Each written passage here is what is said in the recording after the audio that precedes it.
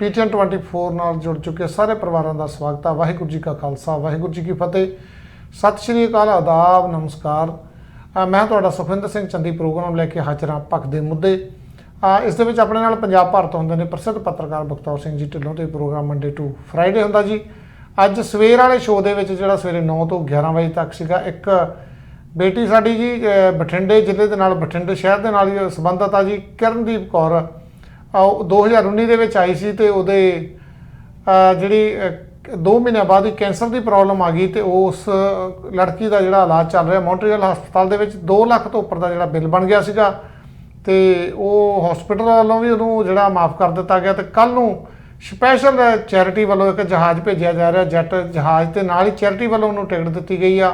ਕੱਲ ਨੂੰ ਮੌਂਟਰੀਅਲ ਤੋਂ ਟੋਰਾਂਟੋ ਜਹਾਜ਼ ਛੱਡ ਕੇ ਜਾਊਗਾ। तो ਉਸ ਤੋਂ ਬਾਅਦ ਇੱਕ ਨਰਸ ਨਾਲ ਜਾਊਗੀ, ਉਹਨੂੰ इंडिया छड्ड के आउणगे। तो सवेरे आपां जिहड़े अपने रेडियो शो दे विच उन्हां दी काफ़ी माया इकट्ठी कीती सीगी, उन्हां दी हैल्प वास्ते तुसीं सारिਆਂ ने सहयोग दिता। सारिਆਂ दा बहुत बहुत धन्नवाद है जी। पैसे डायरैक्ट जिहड़े उन्हां दे अकाउंट दे विच पाए गए, किसी दे कोलों कोई पैसा लिया नहीं गया। असीं ना असीं कोई पैसा लिया, ना कहा भी किसी नूं दिओ, ना ही सानूं कोई देवे। डायरैक्ट पैसे जिहड़े उस बच्ची दे अकाउंट दे विच ई ट्रांसफर कीते गए, अकाउंट नंबर दिता गया। काफ़ी माया पहुँच गई, बाकी 1-2 दिनों के विच पहुँच जूगी। अपने नाल ढिल्लों साहब जुड़ चुके, उन्होंने आपां निੱਘਾ स्वागत करते जी। ढिल्लों साहब सत श्री अकाल जी। आए धन्यवाद जी, मेहरबानी। सारे ही दर्शकों ਨੂੰ ਸਰੋਤਿਆਂ ਨੂੰ ਪਿਆਰ ਭਰੀ ਸਤਿ ਸ੍ਰੀ ਅਕਾਲ। हाँ सत श्री अकाल जी। पहला ढिल्लों साहब ਤੁਹਾਡੇ ਕੋਲ माफ़ी चाहुंदे, टाइम घंटे का फर्क पै गया सी तो ਅਸੀਂ दस नहीं ਚੱਕ सके, ਉਹਦਾ ਕਰਕੇ ਥੋੜਾ ਜਿਹਾ ਜਿਹੜਾ ਪ੍ਰੋਗਰਾਮ ਅੱਜ ਲੇਟ ਸਟਾਰਟ ਹੋਇਆ। ਤੇ ਸਭ ਤੋਂ ਪਹਿਲਾਂ ਜਿਹੜੀ ਅੱਜ ਮੇਨ ਜਿਹੜੀ ਖਬਰ ਆ ਜੀ, ਸਾਡੇ ਟੀਮ ਮੈਂਬਰ ਬਲਵਿੰਦਰ ਸਿੰਘ ਪੱਖੋਕੇ ਉਹਨਾਂ ਦਾ ਬਰਥਡੇ ਆ ਜੀ। ਤੇ 15 ਮਾਰਚ ਆ। ਤਾਂ ਅਸੀਂ ਉਹਨਾਂ ਨੂੰ ਬਹੁਤ ਬਹੁਤ ਸਾਡੀ ਸਮੁੱਚੀ PTN 24 ਦੀ ਟੀਮ ਇੱਥੋਂ ਦੇ ਵੀ ਮੇਰੇ ਵੱਲੋਂ ਵੀ, ਸਾਡੇ ਪੂਰੇ ਪਰਿਵਾਰ ਵੱਲੋਂ ਵੀ, ਨਾਲ ਹੀ ਢਿੱਲੋਂ ਸਾਹਿਬ ਉਹਨਾਂ ਵੱਲੋਂ, ਬਖਤੌਰ ਸਿੰਘ ਜੀ ਢਿੱਲੋਂ ਵੱਲੋਂ, ਭਾਈ ਮਨਜੀਤ ਸਿੰਘ ਜੀ ਖਾਲਸਾ ਗੁਰੂ ਨਾਨਕ ਲੰਗਰ ਸੇਵਾ ਸੁਸਾਇਟੀ ਉਹਨਾਂ ਵੱਲੋਂ ਵੀ, ਭਾਈ ਰੇਸ਼ਮ ਸਿੰਘ ਜੀ, ਭਾਈ ਦਲਬੀਰ ਸਿੰਘ ਜੀ, ਸਾਡੇ ਵੀਰ ਜੀ ਹਰਜਿੰਦਰ ਸਿੰਘ ਧਨੋਵਾ ਜਿਹੜੇ ਸਾਡੀ ਟੀਮ ਦੇ ਮੈਂਬਰ ਵੀ ਆ, ਜਿਹੜੀਆਂ ਲੋਕਲ ਖਬਰਾਂ ਵੀ ਦਿੰਦੇ ਆ। ਬਹੁਤ ਹੀ ਥੋੜ੍ਹੇ ਸਮੇਂ ਦੇ ਵਿੱਚ ਉਹਨਾਂ ਨੇ ਇੰਨਾ ਨਾਮ ਬਣਾ ਲਿਆ ਵੀ ਪੂਰੀ ਦੁਨੀਆ ਦੇ ਵਿੱਚ ਜਾਣਿਆ ਜਾ ਰਿਹਾ ਵੀ ਹਰਜਿੰਦਰ ਸਿੰਘ ਧਨੋਆ ਕੋਈ ਹੈਗਾ। ਜਾਣੀ ਕਿ ਜਿਸ ਤਰ੍ਹਾਂ ਬਖਤੌਰ ਸਿੰਘ ਢਿੱਲੋਂ ਨੂੰ ਕਿਹਾ ਜਾਂਦਾ ਜੀ, ਤੇ ਮੈਨੂੰ ਕਈ ਵੀਰ ਕਹਿੰਦੇ ਹੁੰਦੇ ਜੀ ਲੋਕਲ ਖਬਰਾਂ ਦਾ ਹਰਜਿੰਦਰ ਸਿੰਘ ਧਨੋਆ, ਤੇ ਨਾਲ ਕਹਿੰਦੇ ਜੀ ਬਖਤੌਰ ਸਿੰਘ ਢਿੱਲੋਂ। ਜਾਣੀ ਕਿ ਲੋਕਲ ਖਬਰਾਂ ਦਾ ਹਰਜਿੰਦਰ ਧਨੋਵੇ ਨੂੰ ਬਖਤੌਰ ਸਿੰਘ ਢਿੱਲੋਂ ਦੇ ਨਾਂ ਨਾਲ ਪੁਕਾਰਿਆ ਜਾਂਦਾ ਆ।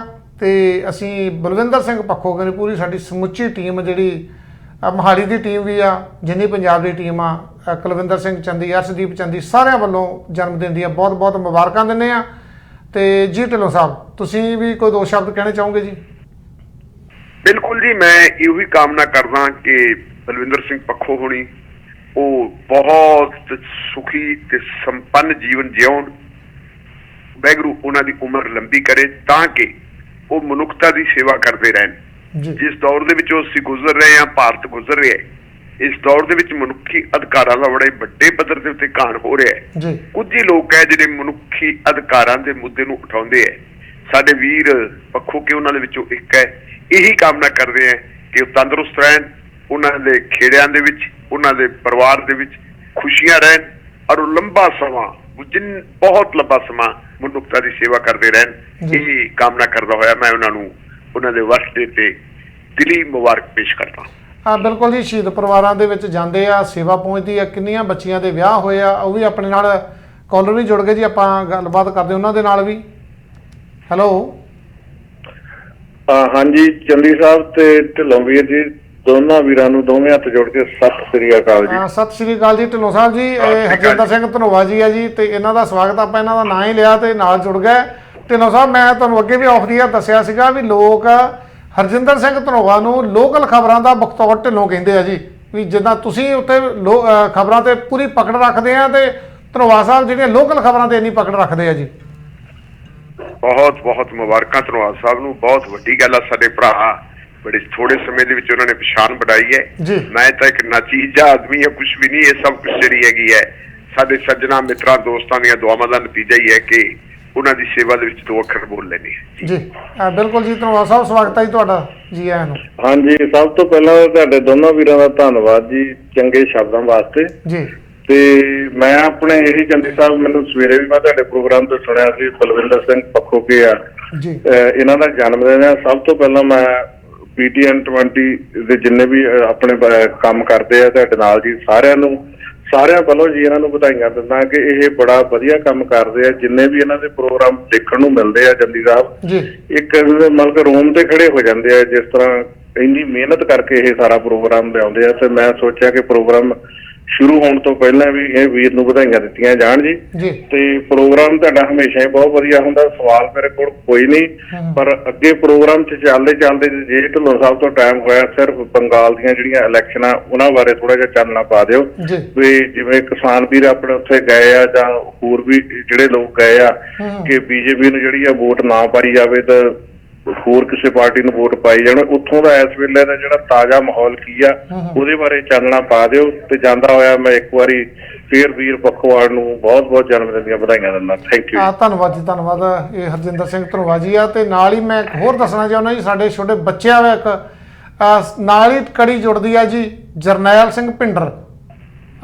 ਅੱਜ ਉਹਨਾਂ ਦਾ ਬੇਟਾ ਜੀ ਭਾਈ ਮਨਜੀਤ ਸਿੰਘ ਭਿੰਡਰ ਜਿਹੜੇ ਗੁਰੂ ਨਾਨਕ ਲੰਗਰ ਸੇਵਾ ਸੁਸਾਇਟੀ ਇੰਟਰਨੈਸ਼ਨਲ ਦੇ ਸਰਪ੍ਰਸਤ ਆ, ਉਹਨਾਂ ਦੇ ਵੀ ਬੇਟੇ ਦਾ ਬਰਥਡੇ ਆ। ਜਾਣੀ ਕਿ ਉਧਰ ਬਲਵਿੰਦਰ ਸਿੰਘ ਪੱਖੋਕੇ ਦਾ ਬਰਥਡੇ ਆ ਜੀ, ਤਾਂ ਅੱਜ ਨਾਲ ਹੀ ਜਰਨੈਲ ਸਿੰਘ ਭਿੰਡਰ ਸਨ ਆਫ ਭਾਈ ਮਨਜੀਤ ਸਿੰਘ ਜੀ ਭਿੰਡਰ, ਉਹਨਾਂ ਦੇ ਬੇਟੇ ਦਾ ਵੀ ਬਰਥਡੇ ਆ। ਤਾਂ ਅਸੀਂ ਭਿੰਡਰ ਪਰਿਵਾਰ ਨੂੰ ਵੀ ਪੂਰੀ ਸਾਡੀ ਸਮੁੱਚੀ ਟੀਮ ਵੱਲੋਂ ਲੱਖ ਵਧਾਈਆਂ ਦਿੰਦੇ ਆ।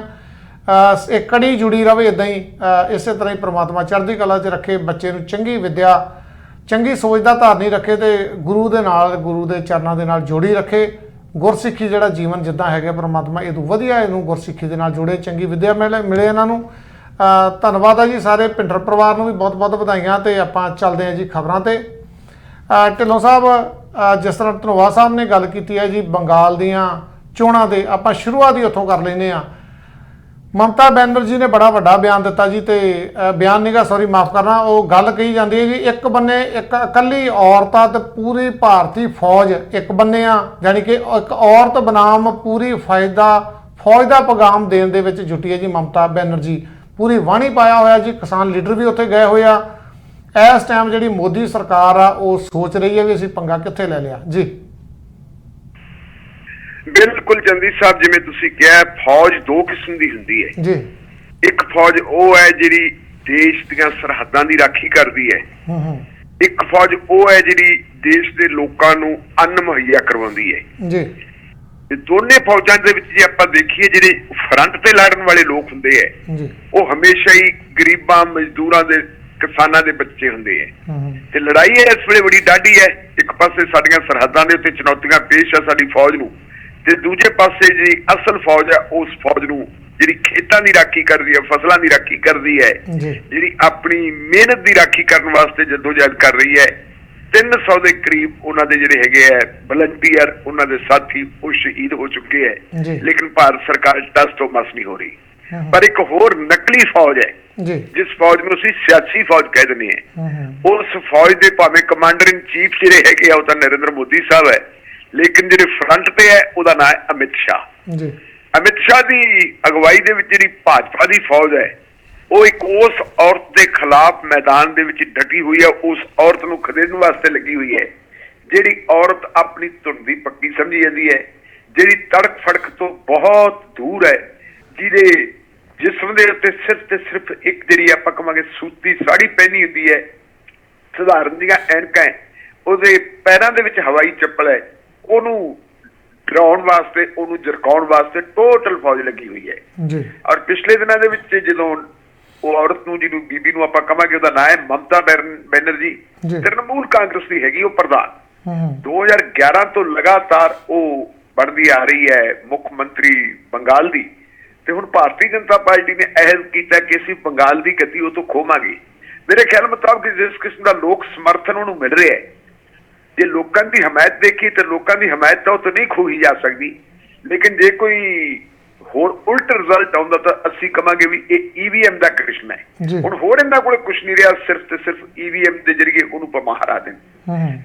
ਬੀਬੀ ਮਮਤਾ ਬੈਨਰਜੀ ਨੇ ਉਸ ਨੰਦੀਗ੍ਰਾਮ ਤੋਂ ਚੋਣ ਲੜਨ ਦਾ ਫੈਸਲਾ ਕੀਤਾ ਹੈ, ਜਿਹੜੇ ਨੰਦੀਗ੍ਰਾਮ ਦੀ ਵਜ੍ਹਾ ਕਾਰਨ ਉਹ ਪਾਵਰ ਦੇ ਵਿੱਚ ਆਈ ਸੀ, ਕਿਉਂਕਿ ਨੰਦੀਗ੍ਰਾਮ ਦੇ ਵਿੱਚ ਜਿਹੜਾ ਇਲਾਕਾ ਹੈ ਉਸ ਇਲਾਕੇ ਦਾ ਬਹੁਤ ਵੱਡਾ ਚੰਕ ਜਿਹੜਾ ਹੈਗਾ ਉਸ ਵੇਲੇ ਦੀ ਜਿਹੜੀ ਖੱਬੇ ਪੱਖੀ ਸਰਕਾਰ ਸੀ ਉਹਨਾਂ ਨੇ ਕਾਰਪੋਰੇਟ ਘਰਾਣੇ ਦੇ ਹਵਾਲੇ ਕਰ ਦਿੱਤਾ ਸੀ।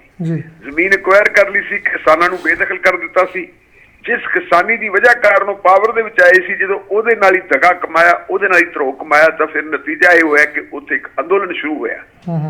ਉਸ ਅੰਦੋਲਨ ਦੀ ਅਗਵਾਈ ਭਾਵੇਂ ਕਰਦੇ ਸਥਾਨਕ ਕਿਸਾਨ ਸੀ, ਲੇਕਿਨ ਬਾਅਦ ਦੇ ਵਿੱਚ ਬੀਬੀ ਮਮਤਾ ਬੈਨਰਜੀ ਵੀ ਉਹਨਾਂ ਦੀ ਹਮਾਇਤ ਤੇ ਆਈ। ਦਰਜਨ ਤੋਂ ਵੱਧ ਲੋਕ ਹੈ ਜਿਹੜੇ ਉਹ ਨੰਦੀਗ੍ਰਾਮ ਦੇ ਵਿੱਚ ਸ਼ਹੀਦ ਹੋ ਗਏ ਸੀ, ਤੇ ਉੱਥੋਂ ਇੱਕ ਮੁਹਿੰਮ ਚੱਲੀ। ਉਸ ਮੁਹਿੰਮ ਨੇ ਖੱਬੇ ਪੱਖੀਆਂ ਦੇ ਉੱਥੋਂ ਜਿਹੜੇ ਤੰਬੂ ਪੱਟਦੇ ਸੀ, ਤੇ ਬੀਬੀ ਮਮਤਾ ਬੈਨਰਜੀ ਪੂਰੀ ਤਰ੍ਹਾਂ ਉੱਥੇ ਜਚੀ ਹੋਈ ਹੈ। ਬਹੁਤ ਮਾਕੂਲ ਹੈ, ਬਹੁਤ ਉਹ ਮਕਬੂਲ ਹੈ ਲੋਕਾਂ ਦੇ ਵਿੱਚ। ਔਰ ਅੱਜ ਕੱਲ ਉਹਨੇ ਉਸੇ ਨੰਦੀਗ੍ਰਾਮ ਤੋਂ ਚੋਣ ਲੜਨ ਦਾ ਫੈਸਲਾ ਕਰ ਲਿਆ ਹੈ। ਬੁੱਧਵਾਰ ਦੇ ਦਿਨ ਜਦੋਂ ਨੋਮੀਨੇਸ਼ਨ ਪੇਪਰ ਫਾਈਲ ਕਰਨ ਵਾਸਤੇ ਗਈ ਸੀ, ਨੋਮੀਨੇਸ਼ਨ ਪੇਪਰ ਫਾਈਲ ਕੀਤੇ, ਆਪਣੇ ਅਕੀਦੇ ਮੁਤਾਬਕ ਉਹ ਇੱਕ ਮੰਦਿਰ ਦੇ ਵਿੱਚ ਗਈ ਅਰਚਨਾ ਪੂਜਾ ਵਾਸਤੇ, ਕਿਉਂਕਿ ਉਹਦੇ ਖਿਲਾਫ ਇੱਕ ਇਲਜ਼ਾਮ ਲਾਇਆ ਜਾ ਰਿਹਾ ਹੈ। ਇਹ ਕਹਿ ਰਿਹਾ ਜਾ ਰਿਹਾ, ਕਹਿੰਦੇ ਉਹਨੂੰ ਨੁਸਰਤ ਜਹਾਂ ਕਹਿੰਦੇ ਆ, ਕਦੇ ਉਹਨੂੰ ਕਹਿੰਦੇ ਉਹ ਸਿਰ ਤੇ ਟੋਪੀ ਲੈਂਦੀ ਹੈ, ਕਦੇ ਕਹਿੰਦੇ ਇਹ ਨਮਾਜ਼ ਪੜ੍ਹਦੀ ਹੈ। ਕੋਸ਼ਿਸ਼ ਬੀਜੇਪੀ ਵੱਲੋਂ ਇਹ ਕੀਤੀ ਜਾ ਰਹੀ ਹੈ ਕਿ ਬੰਗਾਲ ਦੇ ਵਿੱਚ ਜਿਹੜਾ ਇਹ ਇਲੈਕਸ਼ਨ ਹੈ ਇਹਨੂੰ ਪੋਲਰਾਈਜ਼ ਕੀਤਾ ਜਾਵੇ। ਇੱਕ ਪਾਸੇ ਮਮਤਾ ਬੈਨਰਜੀ ਤੇ ਦੂਜੇ ਪਾਸੇ ਹਿੰਦੂ ਸਮਾਜ ਨੂੰ ਖੜਾ ਕੀਤਾ ਜਾਵੇ। ਮਮਤਾ ਬੈਨਰਜੀ ਜੇ ਬੇਸਿਕਲੀ ਆਪਾਂ ਦੇਖੀਏ ਤਾਂ ਬ੍ਰਾਹਮਣ ਸਮਾਜ ਨਾਲ ਸੰਬੰਧਿਤ ਹੈ। ਆਪਣੇ ਨੋਮੀਨੇਸ਼ਨ ਪੇਪਰ ਫਾਈਲ ਕਰਨ ਤੋਂ ਪਹਿਲਾਂ ਜਦੋਂ ਉਹਨੇ ਭਾਸ਼ਣ ਕੀਤਾ ਸੀ, ਤੇ ਉਹਨੇ ਚੰਡੀ ਦਾ ਪਾਠ ਹੈ ਜਿਹੜਾ ਉਹ ਜ਼ਬਾਨੀ ਕਰ ਦਿੱਤਾ ਸੀ। ਉਹਨੇ ਦੱਸ ਦਿੱਤਾ ਸੀ ਕਿ ਮੈਂ ਜਿਸ ਪਰਿਵਾਰ ਚੋਂ ਆਉਂਦੀ ਹਾਂ, ਮੈਂ ਸੈਕੂਲਰ ਹੈ, ਵੱਖਰੀ ਗੱਲ ਹੈ, ਲੇਕਿਨ ਮੇਰਾ ਵੀ ਇੱਕ ਅਕੀਦਾ ਤੇ ਮੈਨੂੰ ਇਹ ਜਿਸ ਤਰ੍ਹਾਂ ਬਣਾ ਕੇ ਪੇਸ਼ ਕਰਦੇ ਆ ਉਹ ਗਲਤ ਹੈ। ਸੋ ਉਸੇ ਅਕੀਦੇ ਦੇ ਤਹਿਤ ਉਹਨੇ ਕਿਹਾ ਸੀ ਕਿ ਮੈਂ ਸਾਬਤ ਕਰ ਦੇਵਾਂ ਕਿ ਮੈਂ ਵੀ ਭਾਰਤੀ ਸਮਾਜ ਦਾ ਇੱਕ ਹਿੱਸਾ, ਔਰ ਜਿਹੜੀਆਂ ਰਵਾਇਤਾਂ ਸਾਡੀਆਂ ਧਾਰਮਿਕ ਰਵਾਇਤਾਂ, ਮੈਂ ਉਹਨਾਂ ਤੋਂ ਟੁੱਟੀ ਹੋਈ ਨਹੀਂ। ਉਹ ਗਈ ਮੰਦਿਰ ਦੇ ਵਿੱਚ ਆਪਣੀ ਪੂਜਾ ਕਰਨ ਵਾਸਤੇ। ਜਦੋਂ ਉਹ ਬਾਹਰ ਆਈ, ਉਸ ਵੇਲੇ ਅਚਨਚੇਤ ਇੱਕ ਧੱਕਾ ਪੈਂਦਾ ਹੈ, ਤੇ ਉਹਦਾ ਬੀਬੀ ਦਾ ਇਹ ਕਹਿਣਾ ਸੀ ਕਿ ਕੁਝ ਲੋਕਾਂ ਨੇ ਮੈਨੂੰ ਧੱਕਾ ਦਿੱਤਾ ਤੇ ਮੇਰੇ ਸੱਟ ਲੱਗ ਗਈ। ਜਦੋਂ ਸੱਟ ਦੀ ਗੱਲ ਆਈ ਤੇ ਉਦੋਂ ਇਹ ਗੱਲ ਕਹੀ ਗਈ ਸੀ ਇਹ ਪਖੰਡ ਕਰਦੀ ਹੈ, ਇਹ ਸਿਆਸੀ ਨਾਟਕ ਹੈ। ਲੇਕਿਨ ਬਾਅਦ ਦੇ ਵਿੱਚ ਇਹ ਪੁਸ਼ਟੀ ਹੋ ਗਈ ਕਿ ਉਹਦੇ ਪੈਰ ਤੇ ਵੀ ਸੱਟ ਲੱਗੀ ਹੋਈ ਹੈ, ਉਹਦੀ ਲੱਤ ਤੇ ਵੀ ਸੱਟ ਲੱਗੀ ਹੋਈ ਹੈ, ਉਹਦੀ ਗਰਦਨ ਤੇ ਵੀ ਸੱਟ ਲੱਗੀ ਹੋਈ ਸੀ। ਕਈ ਦਿਨ ਉਹ ਉੱਥੇ ਰਹੀ। ਬੁੱਧਵਾਰ ਨੂੰ ਉਹ ਜ਼ਖਮੀ ਹੋਈ, ਹਸਪਤਾਲ ਦੇ ਵਿੱਚ ਰਹੀ, ਲੇਕਿਨ ਕੁਝ ਦਿਨਾਂ ਬਾਅਦ ਉਹਨੇ ਕਹਿੰਦਾ ਵੀ ਮੈਂ ਨਹੀਂ ਰਹੂੰਗੀ ਇੱਥੇ ਤੇ ਮੈਂ ਇਲੈਕਸ਼ਨ ਲੜੂੰਗੀ। ਇਸ ਵੇਲੇ ਉਹ ਵੀਲ ਚੇਅਰ ਦੇ ਉੱਤੇ ਬੰਗਾਲ ਦਾ ਦੌਰਾ ਕਰ ਰਹੀ ਹੈ। ਜਦੋਂ ਵੀਲ ਚੇਅਰ ਦੇ ਉੱਤੇ ਤੁਰੀ ਤੇ ਜਿਹੜੀ ਬੰਗਾਲੀ ਗੈਰਤ ਸੀ, ਜਿਹਦਾ ਆਪਾਂ ਜ਼ਿਕਰ ਕਰਦੇ ਰਹੇ ਕਿ ਜੇ ਬੰਗਾਲੀ ਗੈਰਤ ਜਾਗ ਪਈ ਤਾਂ ਫੇਰ ਜਿਹੜੇ ਹੈਗੇ ਬੀਜੇਪੀ ਨੂੰ ਲੈਣੇ ਦੇ ਦੇਣੇ ਪੈ ਜਾਣਗੇ, ਤੇ ਹੁਣ ਲੈਣੇ ਦੇ ਦੇਣੇ ਪੈ ਰਹੇ ਹੈ। ਸਿਪਾਹ ਸਲਾਰ ਅਮਿਤ ਸ਼ਾਹ ਉਹਨੇ ਕੱਲ ਇੱਕ ਪ੍ਰੋਗਰਾਮ ਰੱਖਿਆ ਸੀ ਬੰਗਾਲ ਦੇ ਵਿੱਚ ਕਿ ਮੈਂ ਉੱਥੇ ਜਾਊਂਗਾ ਤੇ ਜਾ ਕੇ ਇੱਕ ਰੈਲੀ ਨੂੰ ਐਡਰੈਸ ਕਰੂੰਗਾ। ਹਾਲਤ ਦੇਖੋ ਤੁਸੀਂ ਕੀ ਹੈ। ਰੈਲੀ ਜੀ ਦੀ ਬਹੁਤ ਵੱਡਾ ਪੰਡਾਲ ਆਇਆ ਸੀ। ਉਸ ਰੈਲੀ ਦੇ ਵਿੱਚ ਸਿਰਫ ਤੇ ਸਿਰਫ ਸੈਂਕੜੇ ਵਿਅਕਤੀ ਰਹਿ ਗਏ। ਬੰਗਾਲੀ ਗਏ ਨਹੀਂ ਸੁਣਨ ਵਾਸਤੇ। ਫਿਰ ਅਮਿਤ ਸ਼ਾਹ ਨੂੰ ਇਨਫੋਰਮ ਕੀਤਾ ਕਿ ਬੰਦੇ ਹੈ ਨਹੀਂ, ਕੀ ਕਰੀਏ। ਤੇ ਇੱਕ ਨਾਟਕ ਕੀਤਾ ਗਿਆ ਜਿਹੜਾ ਅਸਲ ਸਿਆਸੀ ਨਾਟਕ ਸੀ। ਕਹਿੰਦੇ ਜੀ ਹੈਲੀਕਾਪਟਰ ਦੇ ਵਿੱਚ ਨਾ ਕੋਈ ਨੁਕਸ ਪੈ ਗਿਆ, ਇਸ ਕਰਕੇ ਅਮਿਤ ਸ਼ਾਹ ਆ ਨਹੀਂ ਸਕਦੇ। ਲੇਕਿਨ ਥੋੜੇ ਸਮੇਂ ਬਾਅਦ ਇੱਕ ਥਾਂ ਹੋਰ ਰੈਲੀ ਸੀ ਤੇ ਉਹੀ ਹੈਲੀਕਾਪਟਰ, ਉਹੀ ਅਮਿਤ ਸ਼ਾਹ ਉੱਥੇ ਪਹੁੰਚ ਗਿਆ। ਇਹਦੇ ਤੋਂ ਪਤਾ ਲੱਗਦਾ ਕਿ ਘਬਰਾਹਟ ਕਿੰਨੀ ਜ਼ਿਆਦਾ ਬੀਜੇਪੀ 'ਚ। ਤੇ ਅਗਲੀ ਘਬਰਾਹਟ ਤੁਸੀਂ ਦੇਖੋ, ਅਗਲੀ ਘਬਰਾਹਟ ਇਹ ਹੈ ਕਿ ਉੱਥੇ ਅਮਿਤ ਸ਼ਾਹ ਨੇ ਭਾਸ਼ਣ ਕੀਤਾ ਜਿਹੜਾ ਦੂਜੀ ਰੈਲੀ 'ਚ ਗਿਆ ਕਿ ਮਮਤਾ ਬੈਨਰਜੀ ਨੂੰ ਸੱਟ ਲੱਗੀ ਹੈ, ਚੋਟ ਲੱਗੀ ਹੈ, ਇਹਨੂੰ ਆਪਣੀ ਚੋਟ ਦਾ ਦਰਦ ਹੈ। ਹਾਲਾਂਕਿ ਮਮਤਾ ਬੈਨਰਜੀ ਕਹਿੰਦੀ ਹੈ ਮੈਂ ਆਪਣੇ ਦਰਦ ਨੂੰ ਭੁੱਲ ਚੁੱਕੀ ਹਾਂ ਤੇ ਮੈਂ ਲੋਕਾਂ ਦੇ ਦਰਦ ਨੂੰ ਯਾਦ ਕਰਦੀ ਹਾਂ। ਮੈਂ ਲੋਕਾਂ ਦੇ ਦਰਦ ਦੀ ਵਜ੍ਹਾ ਕਾਰਨ ਹੀ ਟੁੱਟੀ ਹੱਡੀ ਨਾਲ ਲੋਕਾਂ ਦੇ ਵਿੱਚ ਉਤਰੀ ਹੋਈ ਹੈ ਤੇ ਮੈਂ ਆ ਰਹੀ ਹਾਂ, ਲੋਕਾਂ 'ਚ ਰਹੂਗੀ। ਤੇ ਉਹਨੇ ਨਾਲ ਜ਼ਿਕਰ ਕੀਤਾ, ਕਹਿੰਦਾ ਜੀ ਸਾਡੇ 130 ਬੀਜੇਪੀ ਦੇ ਵਰਕਰ ਮਾਰੇ ਗਏ, ਉਹਨਾਂ ਦੇ ਪਰਿਵਾਰਾਂ ਦੀ ਸੱਟ ਦਾ, ਉਹਨਾਂ ਦੇ ਦੁੱਖ ਦਾ ਬੀਬੀ ਨੂੰ ਭੋਰਾ ਹੀ ਦੁੱਖ ਨਹੀਂ। ਜਦੋਂ ਅਮਿਤ ਸ਼ਾਹ ਨੇ ਇਹ ਕਿਹਾ ਤੇ ਮੈਂ ਉਹਦੀ ਤਕਰੀਰ ਸੁਣ ਰਿਹਾ ਸੀ, ਨਾਲ ਦੀ ਨਾਲ ਹੀ ਮੇਰੇ ਜ਼ਿਹਨ ਦੇ ਵਿੱਚ ਗੱਲਾਂ ਆਈਆਂ ਵੀ ਕੀ ਹੈ ਕੀ 2002 ਦੇ ਜਿਹੜੇ ਗੋਧਰਾ ਦੇ ਵਿੱਚ ਦੰਗੇ ਹੋਏ ਸੀ, ਗੁਜਰਾਤ ਦੇ ਵਿੱਚ ਦੰਗੇ ਹੋਏ ਸੀ, ਹਜ਼ਾਰਾਂ ਮੁਸਲਿਮ ਪਰਿਵਾਰ ਉਜੜੇ ਸੀ, ਉਹਨਾਂ ਦਾ ਦਰਦ ਭੁੱਲ ਗਏ। ਉਹਨਾਂ ਦਾ ਦਰਦ ਕਿਸੇ ਨੇ ਯਾਦ ਹੀ ਨਹੀਂ ਕੀਤਾ। ਜੇ ਨਾਗਰਿਕਤਾ ਕਾਨੂੰਨ ਦੇ ਖਿਲਾਫ ਲੋਕ ਲੜਾਈ ਲੜਦੇ ਸੀ, ਉਹਨਾਂ ਲੋਕਾਂ ਨੂੰ ਪ੍ਰੈਗਨੈਂਟ ਔਰਤਾਂ ਦਾ ਕੁੱਟ ਕਟਾਪਾ ਕੀਤਾ ਗਿਆ, ਉਹਨਾਂ ਨੂੰ ਜੇਲ੍ਹਾਂ 'ਚ ਸੁੱਟਿਆ ਗਿਆ, ਉਹਨਾਂ ਦਾ ਦਰਦ ਕੌਣ ਕਰੂਗਾ ਯਾਦ। ਜੇ ਅਸੀਂ ਦੇਖੀਏ ਦਿੱਲੀ ਦੇ ਵਿੱਚ ਜਿਹੜਾ ਦੰਗੇ ਕਰਵਾਏ ਗਏ, ਆਯੋਜਿਤ ਦੰਗੇ ਕਰਵਾਏ ਗਏ, ਉਹਨਾਂ ਦੰਗਿਆਂ ਦੇ ਵਿੱਚ 60 ਦੇ ਕਰੀਬ ਲੋਕ ਮਰ ਗਏ। ਜਿਹੜੇ ਮਰੇ, ਜਿਹੜੇ ਲੁੱਟੇ ਗਏ, ਜਿਹੜੇ ਕੁੱਟੇ ਗਏ, ਜਿਹੜੇ ਮਾਰੇ ਗਏ, ਉਹਨਾਂ ਦੇ ਲੋਕਾਂ ਦੇ ਉੱਤੇ ਪਰਚੇ ਦਰਜ ਕਰਕੇ ਤੁਸੀਂ ਜੇਲ੍ਹਾਂ 'ਚ ਸੁੱਟਤਾ। ਉਹਨਾਂ ਦਾ ਦਰਦ। ਤਬਲੀਗੀ ਜਮਾਤ ਦੇ ਲੋਕ ਜਿਹੜੇ ਆਪਣੇ ਧਾਰਮਿਕ ਅਕੀਦੇ ਮੁਤਾਬਕ ਦਿੱਲੀ ਦੇ ਵਿੱਚ ਆਏ ਸੀ, ਉਹਨਾਂ ਨਾਲ ਇਹ ਸਾਰੀਆਂ ਚੀਜ਼ਾਂ ਭੁੱਲ ਗਏ। ਪਰ ਘਬਰਾਹਟ ਦਾ ਮੈਂ ਤੁਹਾਨੂੰ ਇੱਕ ਦੂਜਾ ਹੋਰ ਉਦਾਹਰਨ ਦਿੰਦਾ। ਉਹ ਉਦਾਹਰਨ ਇਹ ਹੈ ਕਿ ਬੀਜੇਪੀ ਇਸ ਕਦਰ ਬੁਖਲਾ ਗਈ ਹੈ ਮਮਤਾ ਦੀ ਚੜਾਈ ਦੇ ਵਿੱਚੋਂ ਕਿ ਹੁਣ ਉਹਨੇ ਆਪਣੇ ਪਾਰਲੀਮੈਂਟ ਦੇ ਮੈਂਬਰਾਂ ਨੂੰ, ਜਿਹੜੇ ਲੋਕ ਸਭਾ ਦੇ ਵਿੱਚ ਵੀ ਆ, ਰਾਜ ਸਭਾ ਦੇ ਵਿੱਚ ਵੀ ਆ, ਉਹਨਾਂ ਮੈਂਬਰਾਂ ਨੂੰ ਵੀ ਮੈਦਾਨ 'ਚ ਉਤਾਰਤਾ ਕਿ ਤੁਸੀਂ ਵਿਧਾਨ ਸਭਾ ਦੀਆਂ ਚੋਣਾਂ ਲੜੋ। ਇੱਥੋਂ ਤੱਕ ਕਿ ਕੇਂਦਰੀ ਵਜ਼ੀਰ ਨੂੰ ਵੀ ਕਹਿਤਾ ਕਿ ਤੂੰ ਭਾਈ ਜਾ ਕੇ ਵਿਧਾਨ ਸਭਾ ਦੀ ਚੋਣ ਲੜ। ਸੋ ਇਹ ਸਥਿਤੀ ਹੈ ਬੰਗਾਲ ਦੀ ਜਿਹੜੀ ਗਰਾਊਂਡ ਰਿਐਲਿਟੀ ਹੈ। ਅਗਲੀ ਗੱਲ ਮੈਂ ਇਹਦੇ 'ਚ ਇਹ ਗੱਲ ਕਰਨੀ ਚਾਹੂੰਗਾ ਕਿ ਜਿਹੜਾ ਕਿਸਾਨ ਅੰਦੋਲਨ ਚੱਲ ਰਿਹਾ ਸੀ ਜੀ, ਇਸ ਕਿਸਾਨ ਅੰਦੋਲਨ ਦੇ ਜਿਹੜੇ ਲੀਡਰ ਹੈ ਇਹ ਵੀ ਬੰਗਾਲ 'ਚ ਪਹੁੰਚੇ ਹੋਏ ਹੈ। ਬੰਗਾਲੀਆਂ ਨੇ ਉਹਨਾਂ ਨੂੰ ਹੱਥਾਂ ਤੇ ਚੁੱਕਿਆ ਹੋਇਆ ਹੈ ਔਰ ਉਹਨਾਂ ਨੇ ਉੱਥੇ ਸੱਦਾ ਦਿੱਤਾ ਜਾ ਕੇ ਕਿ ਦੇਸ਼ ਦੀ ਆਜ਼ਾਦੀ ਦੀ ਲੜਾਈ ਹੈ ਜਿਹੜੀ ਉਹ ਬੰਗਾਲੀਆਂ ਨੇ ਤੇ ਪੰਜਾਬੀਆਂ ਨੇ ਸਾਂਝੇ ਤੌਰ ਤੇ ਲੜੀ ਸੀ ਤੇ ਇਹ ਦੇਸ਼ ਦੀ ਆਜ਼ਾਦੀ ਦੀ ਦੂਜੀ ਲੜਾਈ ਹੈ ਜਿਹੜੀ ਲੜਾਈ ਵਾਸਤੇ ਬੰਗਾਲੀਓ ਅਸੀਂ ਤੁਹਾਤੋਂ ਭੀਖ ਮੰਗਣ ਵਾਸਤੇ ਆਏ ਆ, ਤੁਸੀਂ ਸਾਨੂੰ ਭੀਖ ਦਿਓ। ਨਰਿੰਦਰ ਮੋਦੀ ਦੀ ਸਰਕਾਰ ਨੂੰ ਹਰਾਓ, ਇਹਨਾਂ ਦੀ ਪਾਰਟੀ ਨੂੰ ਬੀਜੇਪੀ ਨੂੰ ਹਰਾਓ ਔਰ ਇਸ ਹੁੰਗਾਰੇ ਨੂੰ ਬਹੁਤ ਇਸ ਜਿਹੜਾ ਸੱਦਾ ਉਹਨਾਂ ਦਾ ਉਹਨੂੰ ਬਹੁਤ ਵੱਡਾ ਹੁੰਗਾਰਾ ਮਿਲ ਰਿਹਾ ਹੈ। ਜਿੱਥੇ ਵੀ ਕਿਸਾਨ ਜਾਂਦੇ ਆ ਲੋਕ ਉਹਨਾਂ ਨੂੰ ਅੱਖਾਂ ਤੇ ਪਲਕਾਂ ਤੇ ਬਿਠਾਉਂਦੇ ਆ। ਇੰਨਾ ਜ਼ਿਆਦਾ ਉਤਸ਼ਾਹ ਮੇਰੇ ਨਹੀਂ ਖਿਆਲ ਸੀ ਕਿ ਸਾਡੇ ਪੰਜਾਬੀਆਂ ਨੂੰ ਇੰਨਾ ਜ਼ਿਆਦਾ ਉੱਥੇ ਉਤਸ਼ਾਹ ਮਿਲੂਗਾ। ਸੋ ਕੁੱਲ ਮਿਲਾ ਕੇ ਅਸੀਂ ਕਹਿ ਸਕਦੇ ਕਿ ਇੱਕ ਪਾਸੇ ਅਮਿਤ ਸ਼ਾਹ ਦੀ ਫੌਜ ਹੈ ਤੇ ਦੂਜੇ ਪਾਸੇ ਟੁੱਟੀ ਹੱਡੀ ਵਾਲੀ ਇੱਕ ਔਰਤ ਹੈ ਜਿਸ ਔਰਤ ਨੇ ਇਹਨਾਂ ਨੂੰ ਭੰਬਲ ਭੂਸੇ 'ਚ ਪਾਇਆ ਹੋਇਆ ਹੈ। ਜਿਸ ਕਿਸਮ ਦੀ ਹਵਾ ਉੱਠ ਰਹੀ ਹੈ ਉੱਥੇ ਮੈਨੂੰ ਲੱਗਦੀ ਹੈ ਕਿ ਆਉਣ ਵਾਲੇ ਦਿਨਾਂ 'ਚ ਹਵਾ ਹਨੇਰੀ ਬਣ ਜਾਣੀ ਹੈ ਔਰ ਇਹੀ ਕਾਰਨ ਹੈ ਕਿ ਹੁਣ 130 ਕਹਿੰਦੇ ਜੀ ਬੀਜੇਪੀ ਦੇ ਵਰਕਰ ਮਰੇ ਆ। ਕਿਵੇਂ ਮਰੇ ਅਸੀਂ ਉਹਨਾਂ ਗੱਲਾਂ 'ਚ ਨਾ ਪੈਂਦੇ ਹੋਏ ਇਹ ਉਹਨਾਂ ਦਾ ਵੀ ਬਹਾਨਾ ਦੇਣਾ ਪੈ ਰਿਹਾ, ਉਹਨਾਂ ਦਾ ਜ਼ਿਕਰ ਵੀ ਕਰਨਾ ਪੈ ਰਿਹਾ ਔਰ ਜਿਹੜੀ ਇਹਨਾਂ ਨੇ ਕੋਸ਼ਿਸ਼ ਕੀਤੀ ਸੀ ਕਿ ਉੱਥੇ ਹਿੰਦੂਤਵ ਦਾ ਪੱਤਾ ਚੱਲਿਆ ਜਾਵੇ। ਮਮਤਾ ਬੈਨਰਜੀ ਨੂੰ ਮੁਸਲਿਮ ਤੇ ਮਿਨੋਰਿਟੀ ਪੱਖੀ ਦਿਖਾ ਕੇ ਸਾਰੇ ਹਿੰਦੂ ਭਾਈਚਾਰੇ ਨੂੰ ਇਕੱਤਰ ਕੀਤਾ ਜਾਵੇ, ਇਹ ਕੰਮ ਵੀ ਉਲਟ ਪੈ ਗਿਆ ਕਿਉਂਕਿ ਬੰਗਾਲ ਦਾ ਹਿੰਦੂ ਭਾਈਚਾਰਾ ਪੋਲਰਾਈਜ਼ ਨਹੀਂ ਹੋ ਰਿਹਾ। ਠੀਕ ਹੈ, ਕੁਝ ਲੋਕ ਜਿਹੜੇ ਹੈ ਪੋਲਰਾਈਜ਼ ਹੋਏ ਹੈ।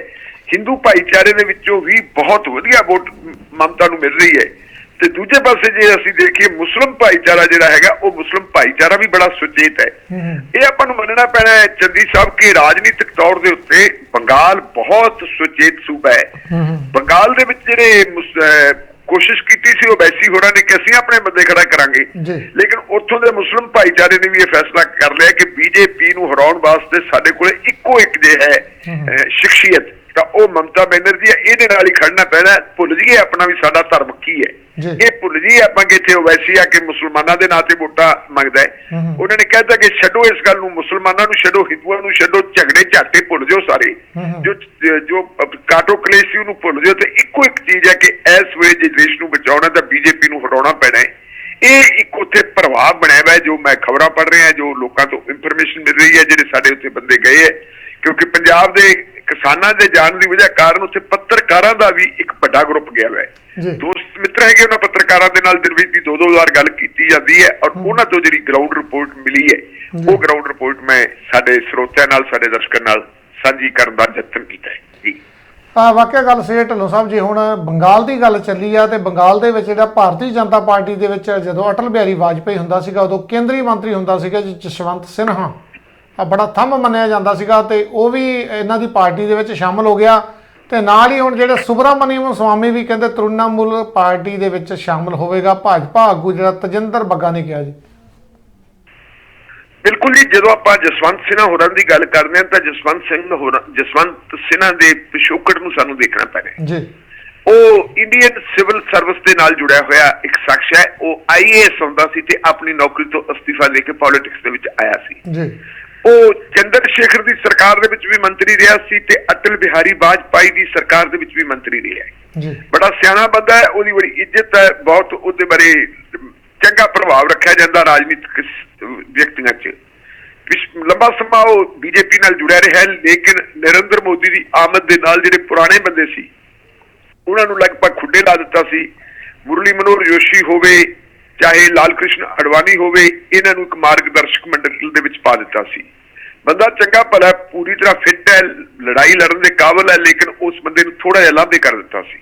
ਫਿਰ ਉਹਨਾਂ ਨੇ ਅਰਬ ਸ਼ੌਰੀ ਹੋਰਾਂ ਦੇ ਨਾਲ ਮਿਲ ਕੇ ਇੱਕ ਆਪਣਾ ਗਰੁੱਪ ਬਣਾਇਆ ਸੀ ਲੇਕਿਨ ਇਹਨਾਂ ਦਿਨਾਂ ਦੇ ਵਿੱਚ ਉਹਨਾਂ ਨੇ ਅਚਨਚੇਤ ਉਹਦੇ ਪਤਾ ਲੱਗਿਆ ਜਦੋਂ ਇਹ ਐਲਾਨ ਕਰ ਦਿੱਤਾ ਕਿ ਮੈਂ ਮਮਤਾ ਬੈਨਰਜੀ ਦੀ ਪਾਰਟੀ ਦੇ ਵਿੱਚ ਸ਼ਾਮਲ ਹੋਣਾ ਔਰ ਮਮਤਾ ਬੈਨਰਜੀ ਨੇ ਕੱਲ ਉਹਨਾਂ ਨੂੰ ਆਪਣੀ ਪਾਰਟੀ ਦਾ ਵਾਈਸ ਪ੍ਰੈਜ਼ੀਡੈਂਟ ਵੀ ਬਣਾ ਦਿੱਤਾ ਹੈ।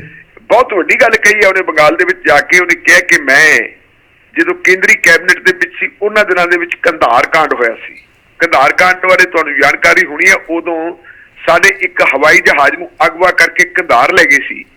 ਕਾਫੀ ਸਾਰੇ ਉਹਦੇ ਵਿੱਚ ਮੁਸਾਫਰ ਸੀ ਤੇ ਉਹਨਾਂ ਮੁਸਾਫਰਾਂ ਨੂੰ ਕਤਲ ਕਰਨ ਦੀ ਧਮਕੀ ਦਿੱਤੀ ਸੀਗੀ ਇਸਲਾਮਿਕ ਦਹਿਸ਼ਤਗਰਦਾਂ ਨੇ ਜੀ ਔਰ ਉਹਨਾਂ ਨੂੰ ਬਚਾਉਣ ਵਾਸਤੇ ਨੈਗੋਸ਼ੀਏਸ਼ਨ ਚੱਲ ਰਹੀ ਸੀ। ਇਹ ਕਹਿਣਾ ਜਸਵੰਤ ਸਿਨਹਾ ਦਾ ਕਿ ਵਾਜਪਾਈ ਦੀ ਅਗਵਾਈ ਹੇਠ ਜੋ ਕੈਬਨਿਟ ਦੀ ਮੀਟਿੰਗ ਚੱਲ ਰਹੀ ਸੀ, ਉਦੋਂ ਮਮਤਾ ਬੈਨਰਜੀ ਨੇ ਇਹ ਪੇਸ਼ਕਸ਼ ਕੀਤੀ ਸੀ ਕਿ ਜੇ ਇਹਨਾਂ ਲੋਕਾਂ ਨੂੰ ਛੁਡਵਾਉਣ ਵਾਸਤੇ ਮੈਨੂੰ ਆਪਣੀ ਜਾਨ ਕੁਰਬਾਨ ਕਰਨੀ ਪਵੇ ਤੇ ਮੈਂ ਕਰ ਸਕਦੀ ਹਾਂ, ਤੁਸੀਂ ਗੱਲ ਕਰੋ ਉਹਨਾਂ ਨਾਲ, ਅਗਵਾਕਾਰਾਂ ਨੂੰ, ਉਹਨਾਂ ਨੂੰ ਕਹੋ ਕਿ ਇਹਨਾਂ ਮੁਸਾਫਰਾਂ ਨੂੰ ਛੱਡ ਦਿਓ, ਅਸੀਂ ਆਪਣੀ ਕੈਬਨਿਟ ਮੈਂਬਰ ਦੇ ਦਿੰਦੇ ਤੇ ਮੈਂ ਜਾ ਕੇ ਜੀ ਉਹਨਾਂ ਦੀ ਜਿਹੜੀ ਹੈਗੀ ਹੈ ਚੁੰਗਲ 'ਚ ਫਸਣ ਵਾਸਤੇ ਤਿਆਰ ਹਾਂ, ਮੈਂ ਆਪਣੇ ਆਪ ਨੂੰ ਸਰੈਂਡਰ ਕਰਨੀ ਹੈ ਕਿ ਬੇਸ਼ੱਕ ਉਹ ਮੈਨੂੰ ਮਾਰ ਦੇਣ। ਇਹਨੂੰ ਆਪਾਂ ਇਹ ਵੀ ਕਰ ਸਕਦੇ ਹਾਂ ਕਿ ਵੋਟਾਂ ਦਾ ਮੌਕਾ, ਕਈ ਵਾਰੀ ਸਿਆਸਤਦਾਨ ਝੂਠ ਬੋਲ ਦਿੰਦੇ ਹੈ, ਲੇਕਿਨ ਭਾਰਤ ਦਾ ਇੱਕ ਅਖਬਾਰ ਹੈ, ਵੱਡਾ ਅਖਬਾਰ ਹੈ ਹਿੰਦੂ ਅਖਬਾਰ, ਹਿੰਦੂ ਅਖਬਾਰ ਦੇ ਪ੍ਰਤੀਨਿਧੀ ਨੇ, ਪੱਤਰਕਾਰ ਨੇ ਸ਼ਾਂਤਾ ਕੁਮਾਰ ਨਾਲ ਗੱਲ ਕੀਤੀ। ਸ਼ਾਂਤਾ ਕੁਮਾਰ ਤੁਹਾਨੂੰ ਪਤਾ ਹਿਮਾਚਲ ਦਾ ਲੀਡਰ ਹੈ, ਇੱਥੇ ਦਾ ਮੁੱਖ ਮੰਤਰੀ ਰਿਹਾ ਹੈ, ਕੇਂਦਰ ਦੀ ਕੈਬਨਿਟ ਦੇ ਵਿੱਚ ਵੀ ਰਿਹਾ, ਬਹੁਤ ਸੀਨੀਅਰ ਵਿਅਕਤੀ ਹੈ। ਤੇ ਜੇ ਅਸੀਂ ਦੇਖੀਏ ਭਾਰਤੀ ਜਨਤਾ ਪਾਰਟੀ ਦੇ ਜਿਹੜੇ ਫਾਊਂਡਰ ਹੈ, ਉਹਨਾਂ ਫਾਊਂਡਰਾਂ ਦੇ ਵਿੱਚੋਂ ਇੱਕ ਸ਼ਾਂਤਾ ਕੁਮਾਰ ਵੀ ਹੈ। ਉਹਨੂੰ ਪੁੱਛਿਆ ਕਿ ਤੁਸੀਂ ਉਸ ਕੈਬਨਿਟ ਦੀ ਮੀਟਿੰਗ ਦੇ ਵਿੱਚ ਤੁਸੀਂ ਕੁਝ ਕਹੋ, ਉਹਨੇ ਕਹਿ ਦਿੱਤਾ ਨੋ ਕਮੈਂਟਸ। ਮਤਲਬ ਇਹ ਹੈ ਕਿ ਨਾ ਤਾਂ ਉਹ ਭਾਰਤੀ ਜਨਤਾ ਪਾਰਟੀ ਦਾ ਵਫਾਦਾਰ ਹੋਣ ਦੇ ਨਾਤੇ ਇਹ ਕਹਿ ਸਕਦਾ ਕਿ ਹਾਂ ਮਮਤਾ ਬੈਨਰਜੀ ਨੇ ਇਹ ਪੇਸ਼ਕਸ਼ ਕੀਤੀ ਸੀ, ਕਿਉਂਕਿ ਜੇ ਉਹ ਇਹ ਕਹਿੰਦਾ, ਉਹਦੀ ਉਹ ਗਵਾਹੀ ਦਿੰਦਾ ਹੈ, ਤਾਂ ਫਿਰ ਹੈ ਕਿ ਉਹਦਾ ਉਲਟ ਅਸਰ ਬੰਗਾਲ 'ਚ ਪੈਣਾ ਹੀ ਹੈ। ਪਰ ਨਾ ਹੀ ਉਹਨੇ ਇਸ ਗੱਲ ਨੂੰ ਰੱਦ ਕੀਤਾ ਹੈ। ਵੱਡੀ ਗੱਲ ਇਹ ਹੈ ਕਿ ਹੁਣ ਤੱਕ ਭਾਰਤੀ ਜਨਤਾ ਪਾਰਟੀ ਦੇ ਕਿਸੇ ਵੀ ਲੀਡਰ ਨੇ ਜਸਵੰਤ ਸਿਨਹਾ ਦੀ ਇਸ ਗੱਲ ਦਾ ਖੰਡਨ ਨਹੀਂ ਕੀਤਾ। ਤੇ ਨਾਲ ਮੈਂ ਛੋਟਾ ਜਿਹਾ ਇਹ ਵੀ ਦੱਸ ਦੇਵਾਂ ਕਿ ਜਸਵੰਤ ਸਿਨਹਾ ਦਾ ਪਿਛੋਕੜ ਜਿਹੜਾ ਹੈਗਾ ਬਿਹਾਰ ਨਾਲ ਹੈ, ਝਾਰਖੰਡ ਦੇ ਨਾਲ ਹੈ, ਔਰ ਝਾਰਖੰਡ ਦੇ ਵਿੱਚੋਂ, ਕਿਉਂਕਿ ਝਾਰਖੰਡ ਬਿਹਾਰ ਦਾ ਕਦੇ ਹਿੱਸਾ ਹੁੰਦਾ ਸੀ, ਮੈਂ ਇਸ ਕਰਕੇ ਬਿਹਾਰ ਕਹਿ ਦਿੱਤਾ ਹੈ, ਝਾਰਖੰਡ ਦੇ ਕਾਫੀ ਸਾਰੇ ਲੋਕ ਜਿਹੜੇ ਆ ਉਹ ਬੰਗਾਲ 'ਚ ਰਹਿੰਦੇ ਹੈ। ਸੋ ਜਸਵੰਤ ਸਿਨਹਾ ਦੇ ਬੀਜੇਪੀ ਨੂੰ ਛੱਡ ਚੁੱਕੀ ਸੀ ਪਹਿਲਾਂ, ਉਹ TMC ਨੂੰ ਜੁਆਇਨ ਕਰਨ ਦਾ ਨਤੀਜਾ ਇਹ ਹੋਣਾ ਕਿ ਜਿਹੜੇ ਉੱਥੇ ਝਾਰਖੰਡ ਦੇ ਲੋਕ ਹੈ, ਉਹਨਾਂ ਦੇ ਵਿੱਚ ਵੀ ਇਹ ਇੱਕ ਮੈਸੇਜ ਆਊਗਾ ਕਿ ਸਾਨੂੰ ਮਮਤਾ ਬੈਨਰਜੀ ਦੀ ਮਦਦ ਕਰਨੀ ਚਾਹੀਦੀ ਹੈ। ਇਹ ਤਾਂ ਉਹਨਾਂ ਦੀ ਮਤਲਬ ਜਿਹੜੀ ਹੈਗੀ ਹੈ ਕਹਾਣੀ। ਜਿੱਥੋਂ ਤੱਕ ਸੁਬਰਾਮਨੀਅਮ ਸਵਾਮੀ ਹੈ, ਤੇ ਸੁਬਰਾਮਨੀਅਮ ਸਵਾਮੀ ਬਾਰੇ ਆਪਾਂ ਜਾਣਦੇ ਹਾਂ ਕਿ ਬਹੁਤ ਕਲੇਸ਼ੀ ਆਦਮੀ ਹੈ, ਵਿਦੇਸ਼ ਦਾ ਪੜ੍ਹਿਆ ਹੋਇਆ ਹੈ, ਔਰ ਉਸ ਬੰਦੇ ਦੇ ਵਿੱਚ ਇੱਕ ਕੁਆਲਿਟੀ ਹੈ ਕਿ ਉਹ ਆਪਣੀ ਜਿਹੜੀ ਗੱਲ ਦੇ ਉੱਤੇ ਖੜ ਜੇ, ਉਹਦੇ ਤੇ ਪਹਿਰਾ ਦਿੰਦਾ ਹੈ। ਲੇਕਿਨ ਜੇ ਧਾਰਕ ਤੌਰ ਤੇ ਆਪਾਂ ਦੇਖੀਏ ਤੇ ਹੈ ਉਹ ਵੀ ਭਾਰਤੀ ਜਨਤਾ ਪਾਰਟੀ ਤੇ RSS ਦੀ ਵਿਚਾਰਧਾਰਾ ਦਾ ਅਨੁਯਾਈ ਹੈ, ਉਹਦਾ ਹੀ ਉਹ ਅਨੁਸਰਨ ਕਰਦਾ ਹੈ। ਉਹ ਬੰਦੇ ਦੀ ਪਿਛਲੇ ਕਾਫੀ ਲੰਬੇ ਸਮੇਂ ਤੋਂ ਨਰਿੰਦਰ ਮੋਦੀ ਦੇ ਨਾਲ ਬਣ ਨਹੀਂ ਰਹੀ। ਗਾਹੇ ਬਗਾਹੇ ਉਹ ਨਰਿੰਦਰ ਮੋਦੀ ਦੀ ਆਲੋਚਨਾ ਵੀ ਕਰਦਾ ਰਹਿੰਦਾ ਹੈ। ਉਹਨੇ ਜਦੋਂ ਅਰੁਣ ਜੇਤਲੀ ਹੁੰਦਾ ਸੀ ਉਹਦੀ ਵੀ ਆਲੋਚਨਾ ਕਰਦਾ ਸੀ। ਪਿਛਲੇ ਸਮੇਂ ਦੇ ਵਿੱਚ ਉਹਨੇ ਚੀਨ ਦੇ ਬਾਰਡਰ ਨੂੰ ਲੈ ਕੇ ਵੀ ਗੱਲ ਕੀਤੀ ਕਿ ਚੀਨ ਦੇ ਬਾਰਡਰ ਦੇ ਉੱਤੇ ਚੀਨੀ ਫੌਜਾਂ ਨੇ ਜਿਹੜੇ ਹੈਗਾ ਸਾਡਾ ਇਲਾਕਾ ਕਬਜ਼ਾ ਲਿਆ, ਔਰ ਉਹਨਾਂ ਨੇ ਗਾਹੇ ਬਗਾਹੇ ਜਦੋਂ ਵੀ ਉਹਨਾਂ ਨੂੰ ਮੌਕਾ ਮਿਲਦਾ ਸਾਡੀ ਧਰਤੀ ਨੂੰ ਹਥਿਆਉਣ ਦਾ ਯਤਨ ਕਰਦੇ ਹੈ। ਲੇਕਿਨ ਸਾਡੇ ਪ੍ਰਧਾਨ ਮੰਤਰੀ ਸਾਹਿਬ ਇਹਨਾਂ ਦਾ ਹਾਲ ਇਹ ਹੈ ਕਿ ਇਹ ਚੀਨ ਦਾ ਨਾਂ ਲੈਣ ਤੋਂ ਵੀ ਡਰਦੇ ਹੈ। ਜਦੋਂ ਵੀ ਮੌਕਾ ਮਿਲਦਾ ਉਹ ਪ੍ਰਧਾਨ ਮੰਤਰੀ ਦੀ ਨੁਕਤਾਚੀਨੀ ਕਰਦਾ ਹੈ। ਇਹ ਤੇਜਿੰਦਰ ਬੱਗਾ ਨਾਮ ਦਾ ਜਿਹੜਾ ਵਿਅਕਤੀ ਹੈ, ਇਹ ਦਿੱਲੀ ਦਾ ਰਹਿਣ ਵਾਲਾ ਹੈ, ਭਾਰਤੀ ਜਨਤਾ ਪਾਰਟੀ ਦਾ ਕਿਸਮ ਦਾ ਸਪੋਕਸ ਪਰਸਨ ਹੈ। ਲੇਕਿਨ ਜੇ ਇਸ ਬੰਦੇ ਦੀ ਅਸੀਂ ਹਾਲਤ ਦੇਖੀ ਤਾਂ ਇਹ ਇੱਕ ਕਿਸਮ ਦਾ ਬਾਹੂਬਲੀ ਹੈ ਬੀਜੇਪੀ ਦਾ। ਤੁਹਾਡੇ ਯਾਦ ਹੋਣਾ ਇੱਕ ਵਾਰੀ ਪ੍ਰਸ਼ਾਂਤ ਭੂਸ਼ਣ ਜਿਹੜੇ ਬਹੁਤ ਵੱਡੇ ਵਕੀਲ ਹੈ ਤੇ ਜਿਨ੍ਹਾਂ ਨੇ ਬੜੀ ਵੱਡੀ ਚੁਣੌਤੀ ਪੇਸ਼ ਕੀਤੀ ਹੋਈ ਹੈ ਬੀਜੇਪੀ ਦੇ ਸਾਹਮਣੇ, ਹਰ ਵੇਲੇ ਉਹ ਲੜਦੇ ਹੈ। ਸੁਪਰੀਮ ਕੋਰਟ ਦੇ ਜੱਜਾਂ ਦੀ ਵੀ ਜਿਹੜੀ ਹੈਗੀ ਹੈ ਉਹ ਜੇ ਕੋਈ ਉਹਨਾਂ ਦੀ ਕੋਈ ਖੁਨਾਮੀ ਹੁੰਦੀ ਹੈ ਉਹਨੂੰ ਵੀ ਬੇਨਕਾਬ ਕਰਨ ਤੋਂ ਉਹ ਝਿਜਕਦੇ ਨਹੀਂ। ਉਹਨਾਂ ਦੇ ਖਿਲਾਫ ਕੰਟੈਂਪਟ ਦੀ ਕਾਰਵਾਈ ਵੀ ਚੱਲੀ ਹੈ, ਉਹਨਾਂ ਨੂੰ 1 ਰੁਪਈਆ ਜੁਰਮਾਨਾ ਵੀ ਕੀਤਾ ਵਗੈਰਾ ਵਗੈਰਾ। ਪੰਜਾਬ ਦੇ ਕਿਸਾਨਾਂ ਦੀ ਗੱਲ ਕਰੀਏ, ਜਦੋਂ ਇੱਥੇ ਅੰਦੋਲਨ ਸ਼ੁਰੂ ਹੋਇਆ ਤੇ ਇਹ ਪ੍ਰਸ਼ਾਂਤ ਭੂਸ਼ਣ ਹੀ ਸੀ ਜਿਨ੍ਹਾਂ ਨੇ ਚੰਡੀਗੜ੍ਹ ਆ ਕੇ ਕਿਹਾ ਸੀਗਾ ਕਿ ਜਿਹੜੇ ਨਰਿੰਦਰ ਮੋਦੀ ਦੀ ਦਹਿਸ਼ਤ ਫੈਲੀ ਹੋਈ ਸੀ ਸਾਰੇ ਦੇਸ਼ ਦੇ ਵਿੱਚ, ਤੇ ਮੈਂ ਪੰਜਾਬੀਆਂ ਨੂੰ ਸਲਾਮ ਕਰਨਾ ਕਿ ਸਭ ਤੋਂ ਪਹਿਲਾਂ ਡਰ ਇਹਨਾਂ ਨੇ ਲਾਇਆ। ਇਹਨਾਂ ਨੇ ਜੋ ਡਰ ਲਾ ਕੇ ਪਾਸੇ ਰੱਖਤਾ ਤੇ ਇਹਨਾਂ ਨੂੰ ਕੋਈ ਹਰਾ ਨਹੀਂ ਸਕਦਾ। ਉਸ ਵਿਅਕਤੀ ਦੇ ਉੱਤੇ ਇੱਕ ਵਾਰੀ ਉਹਦੇ ਚੈਂਬਰ ਦੇ ਵਿੱਚ ਹਮਲਾ ਹੋਇਆ ਸੀ ਸੁਪਰੀਮ ਕੋਰਟ ਦੇ ਵਿੱਚ, ਔਰ ਉਹ ਹਮਲਾ ਕਰਨ ਵਾਲਾ ਕੌਣ ਸੀ? ਇਹੀ ਤੇਜਿੰਦਰ ਬੱਗਾ ਸੀ। ਬਾਅਦ ਦੇ ਵਿੱਚ ਦਿੱਲੀ ਦੀ ਵਿਧਾਨ ਸਭਾ ਵੇਲੇ ਤੇਜਿੰਦਰ ਬੱਗਾ ਨੂੰ ਟਿਕਟ ਵੀ ਦੇ ਦਿੱਤੀ ਸੀ। ਤੇ ਹੁਣ ਤੇਜਿੰਦਰ ਬੱਗਾ ਨੇ ਇੱਕ 2020 ਦਾ ਟਵੀਟ ਸਾਂਝਾ ਕੀਤਾ ਹੈ ਜਿਹੜਾ ਸੁਬਰਾਮਨੀਅਮ ਸਵਾਮੀ ਦਾ। ਉਹਦੇ ਵਿੱਚ ਸੁਬਰਾਮਨੀਅਮ ਸਵਾਮੀ ਨੇ ਇਹ ਗੱਲ ਕਹੀ ਸੀ ਕਿ ਜਿਹੜੀ ਇਹ ਬੀਬੀ ਮਮਤਾ ਬੈਨਰਜੀ ਹੈ, ਇਹ ਮਮਤਾ ਬੈਨਰਜੀ ਜਿਹੜੀ ਹੈਗੀ ਹੈ ਸਿਧਾਂਤਾਂ ਦੀ ਪੱਕੀ ਹੈ, ਆਪਣੇ ਕਹੇ ਦੇ ਉੱਤੇ ਪਹਿਰਾ ਦਿੰਦੀ ਹੈ, ਹਿੰਦੂ ਸਮਾਜ ਦੇ ਵਿੱਚੋਂ ਆਉਂਦੀ ਹੈ ਤੇ ਬਹੁਤ ਵਧੀਆ ਜਿਹੜੀ ਇਹ ਬੀਬੀ ਜਿਹੜੀ ਹੈਗੀ ਪੋਲੀਟੀਸ਼ੀਅਨ ਹੈ। ਉਹਦਾ ਹਵਾਲਾ ਦੇ ਕੇ ਉਹਨੇ ਕਿਹਾ ਕਿ ਪਹਿਲਾਂ ਤਾਂ ਜਸਵੰਤ ਸਿਨਹਾ ਗਿਆ ਸੀ ਤੇ ਹੁਣ ਜਾਪਦਾ ਇਹ ਹੈ ਕਿ ਇਹ ਆਪਣੇ ਜਿਹੜੇ ਹੈਗੇ ਸੁਬਰਾਮਨੀਅਮ ਸਵਾਮੀ ਸਾਹਿਬ ਇਹ ਵੀ TMC ਜੁਆਇਨ ਕਰਨਗੇ। ਸੁਬਰਾਮਨੀਅਮ ਸਵਾਮੀ ਨੇ ਆਪਣੇ ਵੱਲੋਂ ਨਹੀਂ ਕਿਹਾ, ਲੇਕਿਨ ਬੀਜੇਪੀ ਵੱਲੋਂ ਧੱਕਿਆ ਜਾ ਰਿਹਾ ਉਹਨਾਂ ਨੂੰ। ਤੇ ਖੁਦਾ ਨਾ ਖਾਸਤਾ ਜੇ ਸੁਬਰਾਮਨੀਅਮ ਸਵਾਮੀ ਵੀ TMC ਨੂੰ ਜੁਆਇਨ ਕਰ ਜਾਂਦਾ ਹੈ ਤਾਂ ਫਿਰ ਇਹ ਦੇਖੋ ਵੀ ਸੋਨੇ ਤੇ ਸੁਹਾਗਾ ਹੋ ਜਾਣਾ ਹੈ। ਜਸਵੰਤ ਸਿਨਹਾ ਪਹਿਲਾਂ ਹੀ ਚਲਾ ਗਿਆ। ਜਸਵੰਤ ਸਿਨਹਾ ਬਾਰੇ ਆਪਾਂ ਜ਼ਿਕਰ ਕਰ ਚੁੱਕੇ ਹਾਂ, ਪਰ ਉਹਦੀ ਇੱਕ ਕੁਆਲਿਟੀ ਹੋਰ ਹੈ ਕਿ ਜਸਵੰਤ ਸਿਨਹਾ ਦੀ ਜਿਹੜੀ ਹੈਗੀ ਇੱਕ ਭਾਸ਼ਣ ਕਲਾ ਉਹ ਵੀ ਬਹੁਤ ਵਧੀਆ। ਜਦੋਂ ਕਿਸੇ ਬੰਦੇ ਨਾਲ ਗੱਲ ਕਰ ਰਿਹਾ ਉਹਦੀ ਗੱਲ ਨੂੰ ਵੇਟ ਦਿੱਤਾ ਜਾਂਦਾ ਹੈ, ਉਹਨੂੰ ਲੋਕ ਸੁਣਦੇ ਆ ਔਰ ਉਹਦੇ ਤੇ ਲੋਕ ਵਿਸ਼ਵਾਸ ਵੀ ਕਰਦੇ। ਏਦਾਂ ਹੀ ਸੁਬਰਾਮਨੀਅਮ ਸਵਾਮੀ ਨੂੰ ਜੇ ਆਪਾਂ ਦੇਖੀਏ ਤਾਂ ਸੁਬਰਾਮਨੀਅਮ ਸਵਾਮੀ ਨੇ ਕਈ ਕੇਸ ਪਾਏ ਹੋਏ ਹੈ ਸੋਨੀਆ ਗਾਂਧੀ ਤੇ ਔਰ ਉਹਦੇ ਪਰਿਵਾਰ ਤੇ ਕਾਂਗਰਸ ਪਾਰਟੀ ਦੇ ਵੱਡੇ ਲੀਡਰਾਂ ਦੇ ਉੱਤੇ ਕੇਸ ਚੱਲਦਾ ਨੈਸ਼ਨਲ ਹੈਰਾਲਡ ਅਖਬਾਰ ਵਾਲਾ। ਉਹ ਨੈਸ਼ਨਲ ਹੈਰਾਲਡ ਵਾਲਾ ਕੇਸ ਵੀ ਸੁਬਰਾਮਨੀਅਮ ਸਵਾਮੀ ਨੇ ਹੀ ਪਾਇਆ ਸੀ। ਇਸ ਕਰਕੇ ਸੁਬਰਾਮਨੀਅਮ ਸਵਾਮੀ ਦੀ ਜਿਹੜੀ ਹੈਗੀ ਹੈ, ਭਾਵੇਂ ਬੰਦਾ ਉਹ ਇਕੱਲਾ ਇਸ ਵੇਲੇ ਨਿਖੜਿਆ ਹੋਇਆ ਮੈਂਬਰ ਹੈ ਰਾਜ ਸਭਾ ਦਾ, ਪਰ ਉਹਦੇ 'ਚ ਜਿਹੜੀ ਹੈਗੀ ਹੈ ਜਿਹੜੀ ਸਮਰੱਥਾ ਹੈ ਤੇ ਜਿਹੜੀ ਉਹਦੀ ਤੀਖਣ ਬੁੱਧੀ ਹੈ, ਉਹ ਤੀਖਣ ਬੁੱਧੀ ਜੇ ਕਿਤੇ ਮਮਤਾ ਦੇ ਨਾਲ ਮਿਲ ਗਈ ਤਾਂ ਇਹਨਾਂ ਲਈ ਹੋਰ ਵੀ ਮੁਸੀਬਤ ਖੜੀ ਹੋ ਸਕਦੀ ਹੈ ਜੀ। ਹਾਂ, ਵਾਕਿਆ ਗੱਲ ਸਹੀ ਹੈ ਢਿੱਲੋਂ ਸਾਹਿਬ। ਨਾਲ ਹੀ ਜਿਹੜਾ ਕਹਿੰਦੇ ਜੀ ਸ਼ਤਰੂਘਨ ਸਿਨਹਾ ਉਹ ਵੀ ਸਪੋਰਟ ਕਰ ਰਿਹਾ ਜੀ ਉਹਦੀ, ਤੇ ਹੋਰ ਵੀ ਬੜੇ ਲੀਡਰ ਸਪੋਰਟ ਕਰ ਰਹੇ ਆ ਇਸ ਟਾਈਮ ਕਿਸਾਨਾਂ ਦੇ ਨਾਲ। ਜਿੱਦਾਂ ਲਾਲੂ ਪ੍ਰਸ਼ਾਦ ਦਾ ਮੁੰਡਾ ਤਾਂ ਪਹਿਲਾਂ ਚਲਿਆ ਗਿਆ, ਸ਼ਿਵ ਸੈਨਾ ਵੀ ਚਲੀ ਗਈ, ਹੁਣ ਕਹਿੰਦੇ ਜੀ ਸ਼ਤਰੂਘਨ ਸਿਨਹਾ ਉਹ ਵੀ ਬੜਾ ਤੇਜ਼ ਤਰਾਰ ਆ ਜੀ, ਤੇ ਉਹਦੀ ਨਰਿੰਦਰ ਮੋਦੀ ਦੇ ਨਾਲ 36 ਦਾ ਅੰਕੜਾ ਉਹ ਵੀ ਸਪੋਰਟ ਕਰ ਰਿਹਾ ਜੀ। ਬਿਲਕੁਲ ਜੀ, ਵੈਸੇ ਤਾਂ ਜੇ ਸ਼ਤਰੂਘਨ ਸਿਨਹਾ ਨੂੰ ਆਪਾਂ ਦੇਖੀਏ ਉਹਦੀ ਨੇੜ ਤਾਂ ਕਾਂਗਰਸ ਪਾਰਟੀ ਨਾਲ ਜ਼ਿਆਦਾ। ਕਾਂਗਰਸ ਪਾਰਟੀ ਵੱਲੋਂ ਸ਼ਾਇਦ ਉਹ ਇਲੈਕਸ਼ਨ ਵੀ ਲੜ ਚੁੱਕਾ ਹੈ, ਉਹਦਾ ਬੇਟਾ ਵੀ ਇਲੈਕਸ਼ਨ ਲੜ ਚੁੱਕਾ ਹੈ। ਲੇਕਿਨ ਇਸ ਵੇਲੇ ਜਿਹੜੀ ਹੈਗੀ ਮੇਨ ਕੰਟਰਡਿਕਸ਼ਨ ਇਹ ਹੈ ਕਿ ਬੀਜੇਪੀ ਨੂੰ ਕੌਣ ਹਰਾਉਂਦਾ ਹੈ। ਸੋ ਬੀਜੇਪੀ ਨੂੰ ਹਰਾਉਣ ਜਿਹੜੀ ਹੈਗੀ ਜਿਹੜਾ ਬੰਦਾ ਬੀਜੇਪੀ ਨੂੰ ਹਰਾਉਂਦਾ, ਹਰ ਇੱਕ ਵਿਅਕਤੀ ਦਾ ਜਿਹੜਾ ਚੰਗੀ ਸੋਚ ਵਾਲਾ ਬੰਦਾ ਉਹਦੀ ਇਹ ਜ਼ਿੰਮੇਵਾਰੀ ਬਣਦੀ ਹੈ ਕਿ ਉਹ ਬੀਜੇਪੀ ਨੂੰ ਹਰਾਉਣ ਵਾਲੇ ਦੀ ਮਦਦ ਕਰੇ। ਬੰਗਾਲ ਦੇ ਵਿੱਚ ਕਾਂਗਰਸ ਪਾਰਟੀ ਹੈਗੀ ਹੈ, ਕਾਂਗਰਸ ਪਾਰਟੀ ਤਾਂ ਆਪਣੀ ਹੋਂਦ ਨੂੰ ਬਚਾਉਣ ਦੀ ਲੜਾਈ ਲੜ ਰਹੀ ਹੈ। ਕਾਂਗਰਸ ਪਾਰਟੀ ਦੇ ਬਹੁਤਾ ਪੱਲੇ ਕੁਝ ਹੈ ਨਹੀਂਗਾ। ਸੋ ਕਾਂਗਰਸ ਪਾਰਟੀ ਨੂੰ ਵੋਟਾਂ ਪਾ ਕੇ ਵੋਟਾਂ ਖਰਾਬ ਕਰਨ ਵਾਲੀ ਗੱਲ ਹੈ। ਸੈਲੀਬ੍ਰਿਟੀ ਹੈ ਸ਼ਤਰੂਘਨ ਸਿਨਹਾ, ਸ਼ਤਰੂਘਨ ਸਿਨਹਾ ਦੀ ਕਹੀ ਹੋਈ ਗੱਲ ਦਾ ਅਸਰ ਵੀ ਪੈਦਾ ਹੈ। ਇਸ ਲਈ ਸ਼ਤਰੂਘਨ ਸਿਨਹਾ ਦਾ ਜੇ ਮੈਂ ਅਜੇ ਤੱਕ ਕਲੀਅਰ ਨਹੀਂ ਹਾਂ ਮੈਂ ਜੇ ਸ਼ਤਰੂਘਨ ਸਿਨਹਾ ਵੀ ਉਹਦੀ ਮਦਦ ਤੇ ਆਉਂਦਾ ਤਾਂ ਇਹ ਬਹੁਤ ਵੱਡੀ ਸਪੋਰਟ ਹੈ ਮਮਤਾ ਬੈਨਰਜੀ ਦੀ। ਔਰ ਇਹਦੇ ਨਾਲ ਤੁਸੀਂ ਦੇਖੋਗੇ ਇੱਕ ਲਹਿਰ ਚੱਲੂਗੀ। ਜਿੰਨੀਆਂ ਵੀ ਸੈਲੀਬ੍ਰਿਟੀਜ਼ ਹੈ, ਜਿਹੜੇ ਵੱਡੇ ਲੋਕ ਹੈ, ਉਹ ਸਾਰੇ ਦੇ ਸਾਰੇ ਇਸ ਤਰ੍ਹਾਂ ਮਮਤਾ ਦੀ ਹਮਾਇਤ ਤੇ ਆ ਸਕਦੇ ਹੈ। ਮੈਂ ਤਾਂ ਪਹਿਲਾਂ ਹੀ ਕਹਿ ਚੁੱਕਿਆ ਜੱਦੀ ਸਾਹਿਬ ਕਿ ਇਹ ਆਜ਼ਾਦੀ ਦੀ ਜਿਹੜੀ ਹੈ ਦੂਜੀ ਲੜਾਈ ਹੈ। ਪਹਿਲੀ ਲੜਾਈ ਅਸੀਂ 47 ਦੇ ਵਿੱਚ ਜਿੱਤੀ ਸੀ, ਲੇਕਿਨ ਉਹਨੂੰ ਅਸੀਂ ਇਹ ਨਹੀਂ ਕਹਿ ਸਕਦੇ ਕਿ ਸਾਡਾ ਡੈਮੋਕ੍ਰੈਟਿਕ ਪ੍ਰੋਸੈਸ ਪੂਰਾ ਹੋ ਗਿਆ, ਉਹ ਅਜੇ ਤੱਕ ਅਧੂਰਾ ਹੈ। ਲੇਕਿਨ ਇਹ ਲੜਾਈ ਅਜਿਹੀ ਲੜਾਈ ਹੈ ਜਿਸ ਲੜਾਈ ਦੇ ਵਿੱਚੋਂ ਬਹੁਤ ਕੁਝ ਨਿਕਲਦਾ, ਕਿਉਂਕਿ ਲੜਾਈ ਦੀਆਂ ਦੋ ਧਰਾਵਾਂ ਹੈ। ਇੱਕ ਪਾਸੇ ਕਿਸਾਨ ਜਿਹੜੇ ਹੈਗੇ ਦੇਸ਼ ਦੇ ਵਿੱਚ ਵੱਡੇ ਪੱਧਰ ਦੇ ਉੱਤੇ ਉਹਨਾਂ ਨੇ ਅੰਦੋਲਨ ਛੇੜਿਆ ਹੋਇਆ, ਦੂਜੀ ਇਹ ਪੋਲੀਟੀਕਲ ਲੜਾਈ ਹੈ। ਇਹਨਾਂ ਲੜਾਈ ਇਹ ਦੋਨੇ ਜਿਹੜੀਆਂ ਇਹ ਦੋ ਧਰੀ ਲੜਾਈ ਹੈ, ਦੋ ਧਰੀ ਲੜਾਈ ਦੀਆਂ ਤੰਦਾਂ ਆਪਸ ਵਿੱਚ ਜੁੜਦੀਆਂ। ਸੋ ਇਹਦਾ ਬੜਾ ਫਰਕ ਪੈਣਾ ਹੈ ਜੇ ਬੰਗਾਲ ਦੇ ਵਿੱਚ ਕੋਈ ਉਲਟ ਫੁਲਟ ਹੁੰਦਾ ਹੈ। ਮੇਰਾ ਖਿਆਲ ਹੈ ਵੀ ਉਲਟ ਫੁਲਟ ਹੋਣਾ ਉਹਨਾਂ ਵਾਸਤੇ ਸਭ ਵੱਡੀ ਮਮਤਾ ਬੈਨਰਜੀ ਦੀ ਜਿਹੜੀ ਹੁਣ ਤੱਕ ਦੀ ਆ ਰਹੀ ਹੈ ਉਹਦੀ ਚੜ੍ਹਾਈ ਹੈ, ਔਰ ਉਹਨੇ ਜਿੱਤਣਾ ਤੇ ਸਾਰੀਆਂ ਸ਼ਖਸੀਅਤਾਂ ਜਿਹੜੀਆਂ ਉਹਦੇ ਨਾਲ ਜੁੜ ਰਹੀਆਂ ਇਕੱਲੀ ਇਕੱਲੀ ਕਰਕੇ ਜੀ। ਹਾਂ ਬਿਲਕੁਲ ਜੀ, ਆਪਾਂ ਐਨਾਲਿਸਿਸ ਜਿਹੜਾ ਤੁਹਾਡੇ ਕੋਲੋਂ ਬਾਅਦ ਦੇ ਵਿੱਚ ਲਵਾਂਗੇ ਜੀ। ਤਾਂ ਆਪਾਂ ਚੱਲਦੇ ਸਰਕਾਰੀ ਬੈਂਕਾਂ ਚੋਂ ਜਿਹੜਾ ਬੜੇ ਮਿਹਨਤ ਤੋਂ ਬਾਅਦ ਜਿਹੜੀਆਂ ਬੈਂਕਾਂ ਨੂੰ ਸਰਕਾਰੀ ਕੀਤਾ ਗਿਆ ਸੀਗਾ, ਪਰ ਨਰਿੰਦਰ ਮੋਦੀ ਇੱਦਾਂ ਦਾ ਪਹਿਲਾ ਪ੍ਰਧਾਨ ਮੰਤਰੀ ਹੈ ਜਿਹੜਾ ਸਰਕਾਰੀ ਬੈਂਕਾਂ ਨੂੰ ਕੀ ਪੂਰੇ ਦੇਸ਼ ਨੂੰ ਵੇਚਣ ਤੇ ਤੁਲਿਆ ਹੋਇਆ, ਤੇ ਸਰਕਾਰੀ ਬੈਂਕਾਂ ਦੀ ਹੜਤਾਲ ਜਿਹੜੀ ਹੈ ਉਹਦੇ ਨਾਲ ਸੇਵਾ ਵੀ ਕਾਫੀ ਪ੍ਰਭਾਵਿਤ ਹੋਈ ਹੈ ਜੀ। ਬਿਲਕੁਲ, ਜਦੋਂ ਤੁਸੀਂ ਵੇਚਣ ਦੀ ਗੱਲ ਕਰਦੇ ਹੋ ਜੀ, ਹਵਾਈ ਅੱਡੇ ਵੇਚਣ ਦੀਆਂ ਖਬਰਾਂ ਪਹਿਲਾਂ ਆਉਂਦੀਆਂ ਸੀ ਤੇ ਹੁਣ ਰੇਲਵੇ ਸਟੇਸ਼ਨ ਵੀ ਜਿਹੜੇ ਉਹ ਠੇਕੇ ਤੇ ਦੇਣੇ ਸ਼ੁਰੂ ਕਰ ਦਿੱਤੇ ਹੈ। ਰੇਲਵੇ ਸਟੇਸ਼ਨ ਦੇ ਉੱਤੇ ਜੇ ਅਗਰ ਤੁਸੀਂ ਪੈਰ ਵੀ ਪਾਓਗੇ ਅੰਦਰਲੇ ਪਾਸੇ ਪਲੇਟਫਾਰਮ ਵਾਲੇ ਪਾਸੇ ਤਾਂ ਤੁਹਾਨੂੰ 50 ਰੁਪਏ ਦਾ ਜਜੀਆ ਦੇਣਾ ਪੈਣਾ। ਉਹ ਜਜੀਆ ਕੀ ਹੈ? ਕਿਸੇ ਜ਼ਮਾਨੇ ਦੇ ਵਿੱਚ 1 ਰੁਪਏ ਦਾ ਪਲੇਟਫਾਰਮ ਟਿਕਟ ਹੁੰਦਾ ਸੀ। ਕਿਸੇ ਦੇ ਬਜ਼ੁਰਗ ਨੇ ਆਉਣਾ, ਕਿਸੇ ਰਿਸ਼ਤੇਦਾਰ ਨੇ ਆਉਣਾ, ਸੱਜਣ ਮਿੱਤਰ ਨੇ ਆਉਣਾ, ਜਿਹੜਾ ਵੱਡੀ ਉਮਰ ਦਾ ਹੋਵੇ ਜਾਂ ਬਿਮਾਰ ਹੋਵੇ, ਆਪਾਂ ਨੂੰ ਲੈਣ ਵਾਸਤੇ ਪਲੇਟਫਾਰਮ ਤੱਕ ਚਲੇ ਜਾਂਦੇ ਸੀ। ਪਰ ਇਹਨਾਂ ਨੇ ਜਿਹੜਾ ਹੈਗਾ ਜੀ ਉਹ ਪਲੇਟਫਾਰਮ ਟਿਕਟ ਵੀ ਵਧਾ ਦਿੱਤੀ ਹੈ, 50 ਰੁਪਏ ਕਰ ਦਿੱਤੀ ਹੈ। ਇਵੇਂ ਅਸੀਂ ਦੇਖੀਏ ਹਵਾਈ ਅੱਡੇ ਪਹਿਲਾਂ ਹੀ ਦੂਜੇ ਪਾਸੇ ਨੂੰ ਜਾ ਰਹੇ ਆ, ਅਦਾਨੀਆਂ ਅੰਬਾਨੀਆਂ ਦੇ ਉੱਤੇ ਜਾ ਰਹੇ ਹੈ।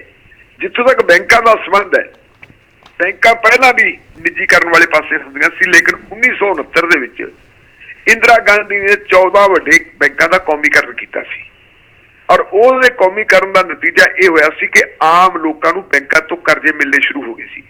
ਛੋਟੇ ਮੋਟੇ ਕਾਰੋਬਾਰੀ ਹੁੰਦੇ ਆ, ਕਈ ਵਾਰੀ ਬੰਦੇ ਦੇ ਕੋਲੇ ਜਿਹੜੀ ਹੈਗੀ ਜਿਨ੍ਹਾਂ ਕੋਲੇ ਪੂੰਜੀ ਨਹੀਂ ਹੁੰਦੀ, ਉਹਨਾਂ ਕੋਲੇ ਵਰੇਨ ਬੜਾ ਹੁੰਦਾ ਹੈ, ਲੇਕਿਨ ਪੈਸੇ ਤੋਂ ਬਗੈਰ ਉਹ ਆਪਣਾ ਕੋਈ ਕਿੱਤਾ ਸ਼ੁਰੂ ਨਹੀਂ ਕਰ ਸਕਦੇ। ਪ੍ਰਾਈਵੇਟ ਬੈਂਕ ਜਿਹੜੇ ਹੈਗੇ ਆਮ ਲੋਕਾਂ ਨੂੰ ਕਰਜ਼ਾ ਨਹੀਂ ਸੀ ਦਿੰਦੇ। ਬੈਂਕਾਂ ਦਾ ਨੈਸ਼ਨਲਾਈਜੇਸ਼ਨ ਹੋਣ ਦੀ ਵਜ੍ਹਾ ਕਾਰਨ ਆਮ ਲੋਕਾਂ ਨੂੰ ਕਰਜ਼ਾ ਮਿਲਣਾ ਸ਼ੁਰੂ ਹੋ ਗਿਆ ਸੀ, ਔਰ ਉਸ ਕਰਜ਼ੇ ਦੀ ਵਜ੍ਹਾ ਕਾਰਨ ਲੋਕਾਂ ਨੇ ਆਪਣੇ ਨਿੱਕੇ ਮੋਟੇ ਕੰਮ ਧੰਦੇ ਕਰਕੇ ਆਤਮ ਨਿਰਭਰ ਬਣ ਗਏ ਸੀ। ਹੁਣ ਸਾਡੇ ਪ੍ਰਧਾਨ ਮੰਤਰੀ ਸਾਹਿਬ ਨਾਰਾ ਤਾਂ ਬੜਾ ਪਿਆਰਾ ਦੇ ਦਿੰਦੇ ਆ, ਹਰਮਨ ਪਿਆਰਾ ਦੇ ਦਿੰਦੇ ਆ, ਲੋਕਾਂ ਨੂੰ ਮਨਮੋਹਨ ਵਾਲਾ ਦੇ ਦਿੰਦੇ ਆ, ਮਨਮੋਹਕ ਹੁੰਦਾ ਉਹ ਨਾਰਾ।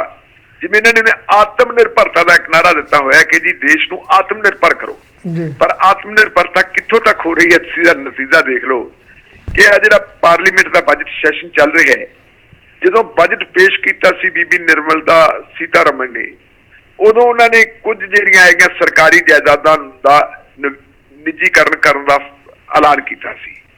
ਆਈਡੀਬੀ ਬੈਂਕ ਹੈ ਕੋਈ, ਉਹਦਾ ਨਿੱਜੀਕਰਨ ਤਾਂ ਹੋਣਾ ਸੀ। ਨਾਲ ਉਹਨਾਂ ਨੇ ਇਹ ਵੀ ਐਲਾਨ ਕਰ ਦਿੱਤਾ ਸੀ ਕਿ 2 ਸਰਕਾਰੀ ਬੈਂਕਾਂ ਦਾ ਕੌਮੀਕਰਨ ਵੀ ਕੀਤਾ ਜਾਊਗਾ।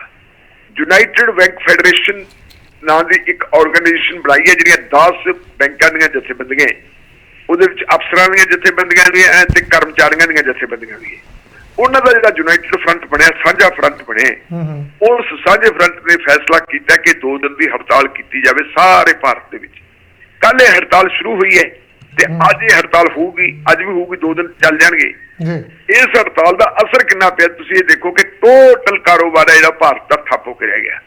ਕੌਮੀਕ੍ਰਿਤ ਬੈਂਕਾਂ ਦੇ ਸਾਰੇ ਮੁਲਾਜ਼ਮ, ਸਾਰੇ ਅਫਸਰ ਜਿਹੜੇ ਹੜਤਾਲ ਤੇ ਗਏ ਹੈ।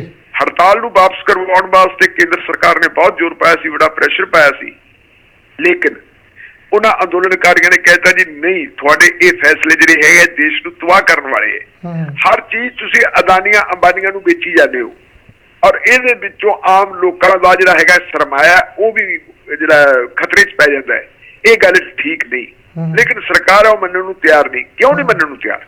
ਇਹਦਾ ਵੱਡਾ ਕਾਰਨ ਇਹ ਹੈ, ਜੇ ਆਪਾਂ ਦੇਖੀਏ ਕਿ ਸਰਕਾਰ ਇਸ ਕਰਕੇ ਮੰਨਣ ਨੂੰ ਤਿਆਰ ਨਹੀਂ, ਸਰਕਾਰ ਨੂੰ ਜਿਹੜੀ ਆਪਣੀ ਪਾਰਟੀ ਲਈ ਪੂੰਜੀ ਮਿਲਦੀ ਹੈ, ਰਾਸ਼ੀ ਮਿਲਦੀ ਹੈ, ਪੈਸਾ ਮਿਲਦਾ ਹੈ, ਉਹ ਇਹਨਾਂ ਘਰਾਣੇ ਤੋਂ ਮਿਲਦਾ ਹੈ। ਪਿਛਲੇ ਦਿਨਾਂ ਦੇ ਵਿੱਚ ਤੁਸੀਂ ਦੇਖਿਆ ਹੋਣਾ ਕੇਸ ਚੱਲਿਆ ਸੁਪਰੀਮ ਕੋਰਟ 'ਚ, ਹਾਲੇ ਤੱਕ ਪੈਂਡਿੰਗ ਪਿਆ ਹੈ। ਸੁਪਰੀਮ ਕੋਰਟ ਨੇ ਉਹਨੂੰ ਖੋਲਣਾ ਜੇ ਮੁਨਾਸਿਬ ਨਹੀਂ ਸਮਝਿਆ ਤੇ ਸੁਣਵਾਈ ਨਹੀਂ ਹੋਈ। ਇਲੈਕਟਰਲ ਬੌਂਡ ਕੀ ਬਿਮਾਰੀ ਹੈ? ਉਹ ਇਹ ਕਾਨੂੰਨ ਬਣਾ ਦਿੱਤਾ ਸੀ ਅਰੁਣ ਜੇਤਲੀ ਨੇ ਕਿ ਕੋਈ ਵੀ ਵਿਅਕਤੀ ਸਟੇਟ ਬੈਂਕ ਆਫ ਇੰਡੀਆ ਦੀ ਅਧਿਕਾਰਤ ਬੈਂਕ ਤੋਂ ਬਾਂਡ ਖਰੀਦ ਸਕਦਾ ਹੈ। ਬਾਂਡ ਉਹ ਖਰੀਦੂਗਾ ਤੇ ਉਹ ਖਰੀਦ ਕੇ ਬੌਂਡ ਕਿਸੇ ਨੂੰ ਵੀ ਦੇ ਦੇਵੇ। ਜਿਸ ਬੰਦੇ ਨੂੰ ਬੌਂਡ ਫੜਾ ਦਿੱਤਾ ਪੈਸੇ ਉਹਨੂੰ ਮਿਲ ਜਾਣਗੇ ਤੇ ਜਿਹਨੇ ਉਹ ਪੈਸੇ ਕੈਸ਼ ਕਰਾਉਣੇ ਨੇ, ਪੈਸੇ ਲੈਣੇ ਆ, ਉਹਨੂੰ ਇਹ ਦੱਸਣ ਦੀ ਲੋੜ ਨਹੀਂ ਕਿ ਉਹਨੂੰ ਇਹ ਬੌਂਡ ਕਿੱਥੋਂ ਮਿਲਿਆ ਵਾ। ਮਤਲਬ ਕਹਿੰਦੇ ਤਾਂ ਇਹ ਸੀ ਨਾ, ਕਾਲਾ ਧਨ ਖਤਮ ਕਰ ਦਿਆਂਗੇ, ਕਾਲੇ ਧਨ ਨੂੰ ਸਫੈਦ ਕਰ ਦਿਆਂਗੇ, ਲੇਕਿਨ ਇੱਥੇ ਕਾਲੇ ਧਨ ਦਾ ਜਿਹੜਾ ਹੈਗਾ ਧੋ ਕੇ ਤੇ ਉਹਦਾ ਸਿਆਸੀਕਰਨ ਕੀਤਾ ਜਾ ਰਿਹਾ ਹੈ। ਇਹ ਕਾਲਾ ਧਨ ਜਿਹੜੇ ਇਸ ਤਰ੍ਹਾਂ ਦੇ ਇਲੈਕਟਰਲ ਬੌਂਡ ਕੌਣ ਦੇਊਗਾ? ਜੇ ਆਪਾਂ ਕੋਈ ਮਜ਼ਦੂਰ ਕਹਿ ਦਈਏ, ਕੋਈ ਕਿਸਾਨ ਕਹਿ ਦਈਏ, ਜਿਹੜੇ ਵਿਚਾਰੇ ਸਰਹੱਦਾਂ ਤੇ ਬੈਠੇ ਹੈ, ਉਹਨਾਂ ਕੋਲੇ ਤਾਂ ਪੈਸਾ ਹੈ ਨਹੀਂਗਾ। ਇਹ ਪੈਸਾ ਇਹਨਾਂ ਨੂੰ ਮਿਲਣਾ ਤਾਂ ਇਹਨਾਂ ਘਰਾਣਿਆਂ ਤੋਂ ਮਿਲਣਾ ਹੈ।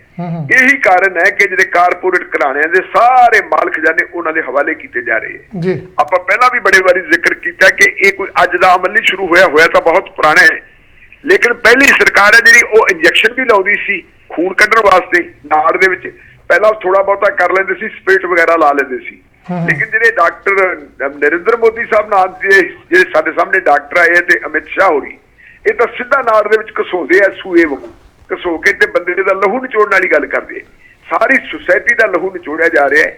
ਸੋ ਬਹੁਤ ਵਧੀਆ ਗੱਲ ਹੈ ਕਿ ਬੈਂਕਾਂ ਦੇ ਕਰਮਚਾਰੀਆਂ ਨੇ ਕੱਲ ਵੱਡੇ ਪੱਧਰ ਦੇ ਉੱਤੇ ਸਟ੍ਰਾਈਕ ਕੀਤੀ ਹੈ ਔਰ ਉਹਨਾਂ ਦੀ ਸਟ੍ਰਾਈਕ ਨੇ ਸਾਰਾ ਕਾਰੋਬਾਰ ਇੱਕ ਵਾਰੀ ਉਹ ਠੱਪ ਕਰਕੇ ਰੱਖ ਦਿੱਤਾ ਸੀ। ਉਹ ਵਧਾਈ ਦੇ ਪਾਤਰ ਹੈ ਔਰ ਉਹਦੇ ਕਿਉਂਕਿ ਅਗਲੇ ਦਿਨਾਂ ਦੇ ਵਿੱਚ ਤੁਸੀਂ ਦੇਖੋਗੇ ਇੱਕ ਪਾਸੇ ਕਿਸਾਨ ਲੜਾਈ ਲੜ ਰਹੇ ਆ, ਦੂਜੇ ਪਾਸੇ ਇਹ ਜਿਹੜੀ ਹੈਗੀ ਹੈ ਵਾਈਟ ਕਾਲਰ ਜਿਹੜੀ ਵਰਕਿੰਗ ਕਲਾਸ ਆ ਉਹ ਵੀ ਆ ਗਈ, ਖੇਤ ਮਜ਼ਦੂਰ ਵੀ ਕਿਸਾਨਾਂ ਦੇ ਨਾਲ ਹੈ। ਤੇ ਬੰਗਾਲ ਦੀ ਚੋਣ ਦੇ ਵਿੱਚੋਂ ਜਿਹੜਾ ਹੈਗਾ ਰਿਜ਼ਲਟ ਕੀ ਆਉਂਦਾ ਹੈ, ਉਸ ਰਿਜ਼ਲਟ ਦੇ ਨਾਲ ਇੱਕ ਨਵਾਂ ਉਤਸ਼ਾਹ ਮਿਲਣਾ ਲੋਕਾਂ ਨੂੰ, ਜਿਹਦੇ ਨਾਲ ਅਗਲੇ ਸਮੇਂ ਦੇ ਵਿੱਚ ਭਾਰਤ ਦਾ ਰਾਜਨੀਤਿਕ ਦ੍ਰਿਸ਼ ਵੀ ਬਦਲ ਸਕਦਾ ਹੈ। ਜੀ ਵਾਕਿਆ ਗੱਲ ਸਹੀ ਹੈ ਢਿੱਲੋਂ ਸਾਹਿਬ। ਤਾਂ ਮੈਨੂੰ ਲਾਲ ਸਿੰਘ ਉਹਨਾਂ ਦਾ ਫੋਨ ਆਇਆ ਸੀ ਜੀ ਆਫ ਦੀ ਏਅਰ ਪਹਿਲਾਂ, ਕੋਈ ਜਿਹੜਾ ਬਰਗਾੜੀ ਕਾਂਡ ਨੂੰ ਲੈ ਕੇ ਵੀ ਕੋਈ ਜਿਹੜੀ ਸਿੱਟ ਆ ਜੀ, ਉਹ ਉਹਨਾਂ ਦੇ ਜਿਹੜੇ ਕੰਵਰ ਵਿਜੇ ਪ੍ਰਤਾਪ ਸਿੰਘ ਆ ਉਹਨਾਂ ਨੇ ਕੋਈ ਬਿਆਨ ਦਿੱਤਾ ਜੀ। ਕਹਿੰਦੇ ਸਾਰਾ ਦਾਰੋਮਦਾਰ ਤੇ ਜੋ ਕੁਝ ਵੀ ਕੀਤਾ ਸੀਗਾ ਇਹ ਸੁਖਬੀਰ ਸਿੰਘ ਬਾਦਲ ਹੋਣਾ ਦੇ ਕਹਿਣ ਤੇ ਕੀਤਾ ਸੀਗਾ, ਪਰ ਉਹਨਾਂ ਦੇ ਉੱਤੇ ਕਹਿੰਦੇ ਕੇਸ ਦਰਜ ਨਹੀਂ ਕੀਤਾ ਗਿਆ। ਕੋਈ ਹੈ ਇਹਦੇ ਬਾਰੇ ਜਾਣਕਾਰੀ? ਨਹੀਂ, ਕਿਸੇ ਦਾ ਨਾਂ ਨਹੀਂ ਲਿਆ ਕੰਵਰ ਵਿਜੇ ਪ੍ਰਤਾਪ ਸਿੰਘ ਨੇ, ਕਿਉਂਕਿ ਅੱਜ ਜਿਵੇਂ ਤੁਹਾਨੂੰ ਪਤਾ ਆਪਣਾ ਟਾਈਮ ਟੇਬਲ ਚੇਂਜ ਹੋ ਗਿਆ ਸੀ ਤੇ ਮੈਂ ਉਹਦੇ ਮੁਤਾਬਕ ਤਿਆਰ ਨਹੀਂ ਸੀ, ਤੁਸੀਂ ਦੱਸ ਹੀ ਦਿੱਤਾ ਸੀ। ਕਿਉਂਕਿ ਖਬਰਾਂ ਕਈ ਹੁੰਦੀਆਂ ਜੱਦੀ ਸਾਹਿਬ, ਜਿਹੜੀਆਂ ਖਬਰਾਂ ਆਪਾਂ ਵੇਟ ਕਰਦੇ ਹੁੰਦੇ ਹਾਂ, ਜਿਹੜੇ ਕਈ ਖਬਰਾਂ ਬੜੀਆਂ ਲੇਟ ਆਉਂਦੀਆਂ। ਇਹ ਲੇਟ ਖਬਰ ਚੱਲੀ ਹੈ ਔਰ ਇਹ ਚੱਲੀ ਸੀਗੀ ਨਿਊਜ਼ 18 ਤੇ। ਇਸ ਖਬਰ ਦੇ ਮੁਤਾਬਕ ਇਹ ਕਿਹਾ ਕੰਵਰ ਵਿਜੇ ਪ੍ਰਤਾਪ ਸਿੰਘ ਨੇ ਕਿ ਜਿਹੜਾ ਆਖਰੀ ਚਲਾਨ ਹੈ ਉਹ ਬਿਲਕੁਲ ਤਿਆਰ ਹੈ। ਜਿਹੜੀ ਬਰਗਾੜੀ ਕਾਂਡ ਬਾਰੇ, ਬਾਈਬਲ ਕਲਾ ਕਾਂਡ ਬਾਰੇ, ਗੁਰੂ ਗ੍ਰੰਥ ਸਾਹਿਬ ਦੀ ਬੇਅਦਬੀ ਦੀਆਂ ਘਟਨਾਵਾਂ ਬਾਰੇ ਜਾਂਚ ਪੂਰੀ ਮੁਕੰਮਲ ਹੋ ਚੁੱਕੀ ਹੈ। ਉਹ ਕਹਿੰਦਾ ਜਿਹੜਾ ਮੈਨੂੰ ਕੰਮ ਦਿੱਤਾ ਗਿਆ ਸੀ ਇਹ ਕੰਮ ਜਿਹੜਾ ਮੈਂ ਮੁਕੰਮਲ ਕਰ ਲਿਆ ਤੇ ਇਹਦੀ ਚਲਾਨ ਕਿਸੇ ਵੀ ਵੇਲੇ ਪੇਸ਼ ਕੀਤਾ ਜਾ ਸਕਦਾ ਹੈ। ਨਾ ਉਹਨੇ ਕਿਸੇ ਦਾ ਨਹੀਂ ਲਿਆ, ਲੇਕਿਨ ਇਸ਼ਾਰਾ ਹੋ ਗਿਆ ਇਸ਼ਾਰਾ ਹੋ ਗਿਆ ਕਿ ਇਸ ਕੇਸ ਦੇ ਵਿੱਚ ਜਿਹੜੀ ਸਾਜ਼ਿਸ਼ ਰਚੀ ਹੈ ਉਸ ਸਾਜ਼ਿਸ਼ ਦੇ ਵਿੱਚ ਬਹੁਤ ਵੱਡੇ ਵੱਡੇ ਬੰਦੇ ਸ਼ਾਮਲ ਹੈ ਤੇ ਬਹੁਤ ਵੱਡੇ ਬੰਦੇ ਕੌਣ ਹੋ ਸਕਦੇ ਆ ਤੁਸੀਂ ਵੀ ਸਮਝਦੇ ਹੋ ਮੈਂ ਵੀ ਸਮਝਦਾ ਕਿਉਂਕਿ ਹਾਲੇ ਤੱਕ ਚਾਰਜ ਸ਼ੀਟ ਜਿੰਨੀ ਦੇਰ ਪੇਸ਼ ਨਹੀਂ ਹੁੰਦੀ ਨਾ ਤਾਂ ਇਹਨੂੰ ਜਿਹੜਾ ਹੈਗਾ ਜਾਂਚ ਅਧਿਕਾਰੀ ਇਹ ਕਹਿ ਸਕਦਾ ਕਿ ਫਲਾਂ ਬੰਦੇ ਹੈ ਨਾ ਹੀ ਆਪਾਂ ਕਹਿ ਸਕਦੇ ਜੇ ਅਸੀਂ ਇਹ ਗੱਲ ਕਵਾਂਗੇ ਤਾਂ ਫਿਰ ਇਹ ਗੱਲ ਕੱਲ ਨੂੰ ਕੋਰਟ ਦੇ ਵਿੱਚ ਜਿਹਦਾ ਨਾਂ ਆਊਗਾ ਜਿਹਦੇ ਖਿਲਾਫ ਚਾਰਜ ਸ਼ੀਟ ਦਾਇਰ ਕੀਤੀ ਜਾਊਗੀ ਜਿਹਨੂੰ ਦੋਸ਼ੀਆਂ ਦੇ ਕਟਹਿਰੇ 'ਚ ਖੜਾ ਕੀਤਾ ਜਾਊਗਾ ਉਹ ਲੋਕ ਇਹਨੂੰ ਇਸਤੇਮਾਲ ਕਰ ਸਕਦੇ ਆ ਜੀ ਕਿ ਜਾਂਚ ਅਧਿਕਾਰੀ ਨੇ ਫਲਾਂ ਬੰਦੇ ਦੇ ਕੋਲੇ ਇਹ ਬਿਆਨ ਦੇਤਾ ਸੀ ਫਲਾਣਾ ਟੀਵੀ ਚੈਨਲ ਤੇ ਚੱਲਿਆ ਹੋਇਆ ਸੋ ਸਮਝਦੇ ਤੁਸੀਂ ਵੀ ਹੋ ਸਮਝਦਾ ਮੈਂ ਵੀ ਹਾਂ ਸਾਡੇ ਸਰੋਤੇ ਵੀ ਸਮਝਦੇ ਆ ਲਾਲ ਸਿੰਘ ਵੀ ਚੰਗੀ ਤਰ੍ਹਾਂ ਸਮਝਦੇ ਆ ਕਿ ਕੰਵਰ ਵਿਜੇ ਪ੍ਰਤਾਪ ਨੇ ਜਿਹੜੀ ਇਹ ਗੱਲ ਕਹੀ ਹੈ ਕਿਉਂ ਕਹੀ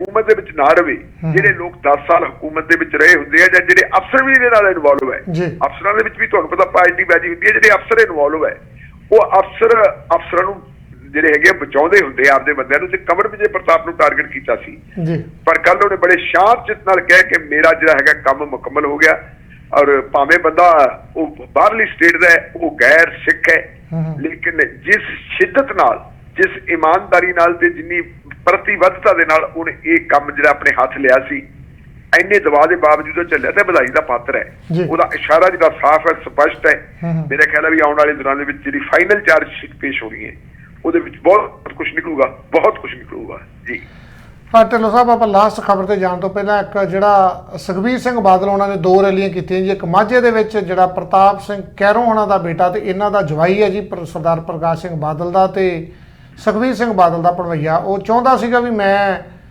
ਜਿੱਥੋਂ ਤੁਹਾਨੂੰ ਪਤਾ ਹੀ ਹੈ ਮੈਂ ਗੱਲ ਕਹਿਣੀ ਚਾਹੁੰਦਾ ਜੀ ਉਹ ਕਹਿੰਦਾ ਸੀ ਮੈਂ ਹੋਰ ਸੀਟ ਤੋਂ ਇਲੈਕਸ਼ਨ ਲੜਾਂ ਆਪਣੇ ਵਾਲੀ ਸੀਟ ਛੱਡ ਕੇ ਕਿਹੜੀ ਸੀਟ ਜਿੱਥੇ ਵਲਟੋਆ ਸਾਹਿਬ ਇਲੈਕਸ਼ਨ ਲੜਦੇ ਆ ਪਰ ਵਲਟੋਆ ਸਾਹਿਬ ਨੇ ਅੱਖਾਂ ਕੱਢ ਦਿੱਤੀਆਂ ਜੀ ਪੂਰੀਆਂ ਉਹ ਵੀ ਬੜਾ ਸਰਗਰਮ ਉਹ ਤਾਂ ਸਿੱਧਾ ਹੀ ਹੋ ਗਿਆ ਪਰ ਹੁਣ ਕੱਲ ਜਿਹੜੀ ਰੈਲੀ ਕਰਕੇ ਸ਼ੁਰੂਆਤ ਜਿਹੜੀ ਆ ਉਹ ਵਲਟੋਆ ਸਾਹਿਬ ਤੋਂ ਕੀਤੀ ਹੈ ਜੀ ਵਿਰਸਾ ਸਿੰਘ ਵਲਟੋਆ ਉਹਨਾਂ ਨੂੰ ਉਮੀਦਵਾਰ ਐਲਾਨਤਾ ਕਿਆ ਸਰ ਆਈਆਂ ਇਹ ਵੀ ਸੀਗੀਆਂ ਵੀ ਸ਼ਾਇਦ ਸੁਖਬੀਰ ਬਾਦਲ ਜਿਹੜਾ ਜਲਾਲਾਬਾਦ ਛੱਡ ਕੇ ਲੰਬੀ ਤੋਂ ਇਲੈਕਸ਼ਨ ਲੜੂਗਾ ਪਰ ਉਹ ਫਿਰ ਜਲਾਲਾਬਾਦ ਦੇ ਵਿੱਚ ਉਹਨਾਂ ਨੇ ਕਾਫੀ ਵੱਡੀ ਰੈਲੀ ਕੀਤੀ ਹੈ ਜੀ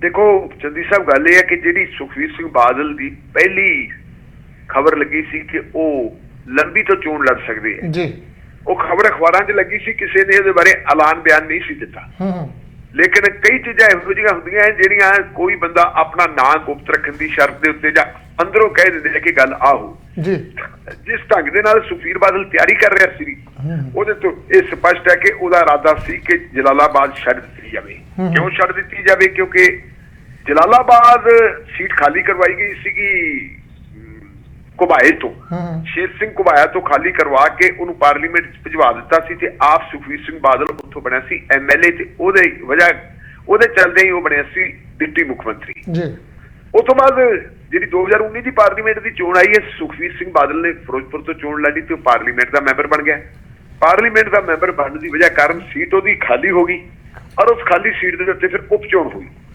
ਆਪ ਉਹ ਚੋਣ ਲੜਨਾ ਨਹੀਂ ਚਾਹੁੰਦਾ ਸੀ ਉਹਨਾਂ ਨੇ ਕਿਸੇ ਨੂੰ ਹੋਰ ਟਿਕਟ ਦੇ ਦਿੱਤੀ ਕਾਂਗਰਸ ਪਾਰਟੀ ਨੇ ਬੜਾ ਪਾਵਰਫੁਲ ਬੰਦਾ ਉੱਥੇ ਲੈ ਆਂਦਾ ਰਮਿੰਦਰ ਆਮਰਾ ਜਿੰਨੇ ਕੁ ਪੈਸੇ ਸੁਖਬੀਰ ਸਿੰਘ ਬਾਦਲ ਕੋਲੇ ਆ ਇੰਨੇ ਤਾਂ ਉਹਦੇ ਕੋਲੇ ਨਹੀਂ ਪਰ ਬੰਦਾ ਅਮੀਰ ਉਹ ਵੀ ਬਹੁਤ ਹੈ ਉਹਨੇ ਪੂਰਾ ਜਿਹੜਾ ਹੈਗਾ ਧਨ ਬਨ ਜੋ ਉਹਨੇ ਲਾਉਣਾ ਸੀ ਲਾਇਆ ਤੇ ਉਹਨੇ ਬੜੀ ਸ਼ਾਨ ਨਾਲ ਉੱਥੋਂ ਜਿੱਤ ਪ੍ਰਾਪਤ ਕੀਤੀ ਹੈ ਹੁਣ ਉਹਦਾ ਖਤਰਾ ਪੈਦਾ ਹੋ ਗਿਆ ਖਦਸ਼ਾ ਹੋ ਗਿਆ ਇਹਨਾਂ ਨੂੰ ਕਿ ਰਮਿੰਦਰ ਆਮਲਾ ਉੱਥੇ ਆਪਣਾ ਆਧਾਰ ਵੱਡਾ ਬਣਾ ਗਿਆ ਤੇ ਆਪਾਂ ਤੋਂ ਸੀਟ ਜਿੱਤੀ ਨਹੀਂ ਜਾਣੀ ਇਹੀ ਕਾਰਨ ਹੈ ਕਿ ਜਿਹੜੀ ਲੰਬੀ ਤੋਂ ਹੀ ਇਹ ਖਬਰ ਲੱਗੀ ਸੀ ਕਿ ਸੁਖਬੀਰ ਸਿੰਘ ਬਾਦਲ ਲੰਬੀ ਤੋਂ ਚੋਣ ਲੜ ਸਕਦੇ ਤੇ ਸਰਦਾਰ ਪ੍ਰਕਾਸ਼ ਸਿੰਘ ਬਾਦਲ ਨੂੰ ਬੁਢਾਪੇ ਦੇ ਦੌਰ ਵਿੱਚ ਦੁਬਾਰਾ ਫਿਰ ਭੇਜਿਆ ਜਾ ਸਕਦਾ ਗਿੱਦੜਬਾਹਾ ਇਹ ਖਬਰ ਲੱਗੀ ਇਹਦੇ ਨਾਲ ਅਕਾਲੀ ਦਲ ਦੇ ਵਿੱਚ ਹਲਚਲ ਹੋ ਗਈ ਇਸ ਕਰਕੇ ਹਲਚਲ ਹੋਈ ਕਿ ਇਹ ਪਹਿਲਾ ਮੌਕਾ ਸੀ ਜਦੋਂ ਪਾਰਲੀਮੈਂਟਰੀ ਬੋਰਡ ਦੀ ਸਿਫਾਰਿਸ਼ ਤੋਂ ਬਗੈਰ ਹੀ ਸੁਖਬੀਰ ਸਿੰਘ ਬਾਦਲ ਦੀ ਇਹ ਖਬਰ ਆ ਗਈ ਸੀ ਇਹਦੇ ਤੇ ਅੰਦਰ ਜਦੋਂ ਥੋੜੀ ਜੀ ਹਿਲਚਲ ਸ਼ੁਰੂ ਹੋਈ ਤੇ ਤੁਹਾਨੂੰ ਪਤਾ ਪਹਿਲਾਂ ਢੀਂਡਸਾ ਸਾਹਿਬ ਵੀ ਪਾਸੇ ਚਲੇ ਗਏ ਸੀ ਰਣਜੀਤ ਸਿੰਘ ਬਰਮਪੁਰਾ ਵੀ ਚਲੇ ਗਏ ਸੀ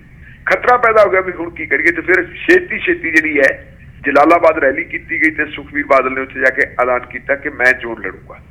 ਇਹ ਤੋਂ ਪਹਿਲਾਂ ਤੁਹਾਡੇ ਧਿਆਨ 'ਚ ਹੋਣਾ ਇਹ ਕਿਹਾ ਸੀ ਬਿਰਸਾ ਸਿੰਘ ਬਲਟੋਹਾ ਨੇ ਕਿ ਸਭ ਤੋਂ ਪਹਿਲੀ ਰੈਲੀ ਹੈ ਜਿਹੜੀ ਕੈਪਟਨ ਸਰਕਾਰ ਦੇ ਖਿਲਾਫ ਸੀ ਮੁਹਿੰਮ ਛੇੜੀ ਹੈ ਉਹ ਹੋਊਗੀ ਮੇਰੇ ਇਲਾਕੇ ਦੇ ਵਿੱਚ ਖੇਮਕਰਨ ਦੇ ਵਿੱਚ, ਔਰ ਇੱਥੇ ਸਭ ਤੋਂ ਪਹਿਲਾਂ ਐਲਾਨ ਹੀ ਸੁਖਬੀਰ ਸਿੰਘ ਬਾਦਲ ਮੇਰਾ ਕਰੂਗਾ। ਤੁਸੀਂ ਦੱਸ ਹੀ ਚੁੱਕੇ ਹੋ ਕਿ ਆਦੇਸ਼ ਪ੍ਰਤਾਪ ਸਿੰਘ ਕੈਰੋ, ਇਹ ਪ੍ਰਤਾਪ ਸਿੰਘ ਕੈਰੋ ਦਾ ਪੋਤਰਾ ਹੈ, ਸਰਦਾਰ ਪ੍ਰਕਾਸ਼ ਸਿੰਘ ਬਾਦਲ ਦਾ ਜਵਾਈ ਹੈ ਤੇ ਸੁਖਬੀਰ ਸਿੰਘ ਦਾ ਜੀਜਾ ਹੈ।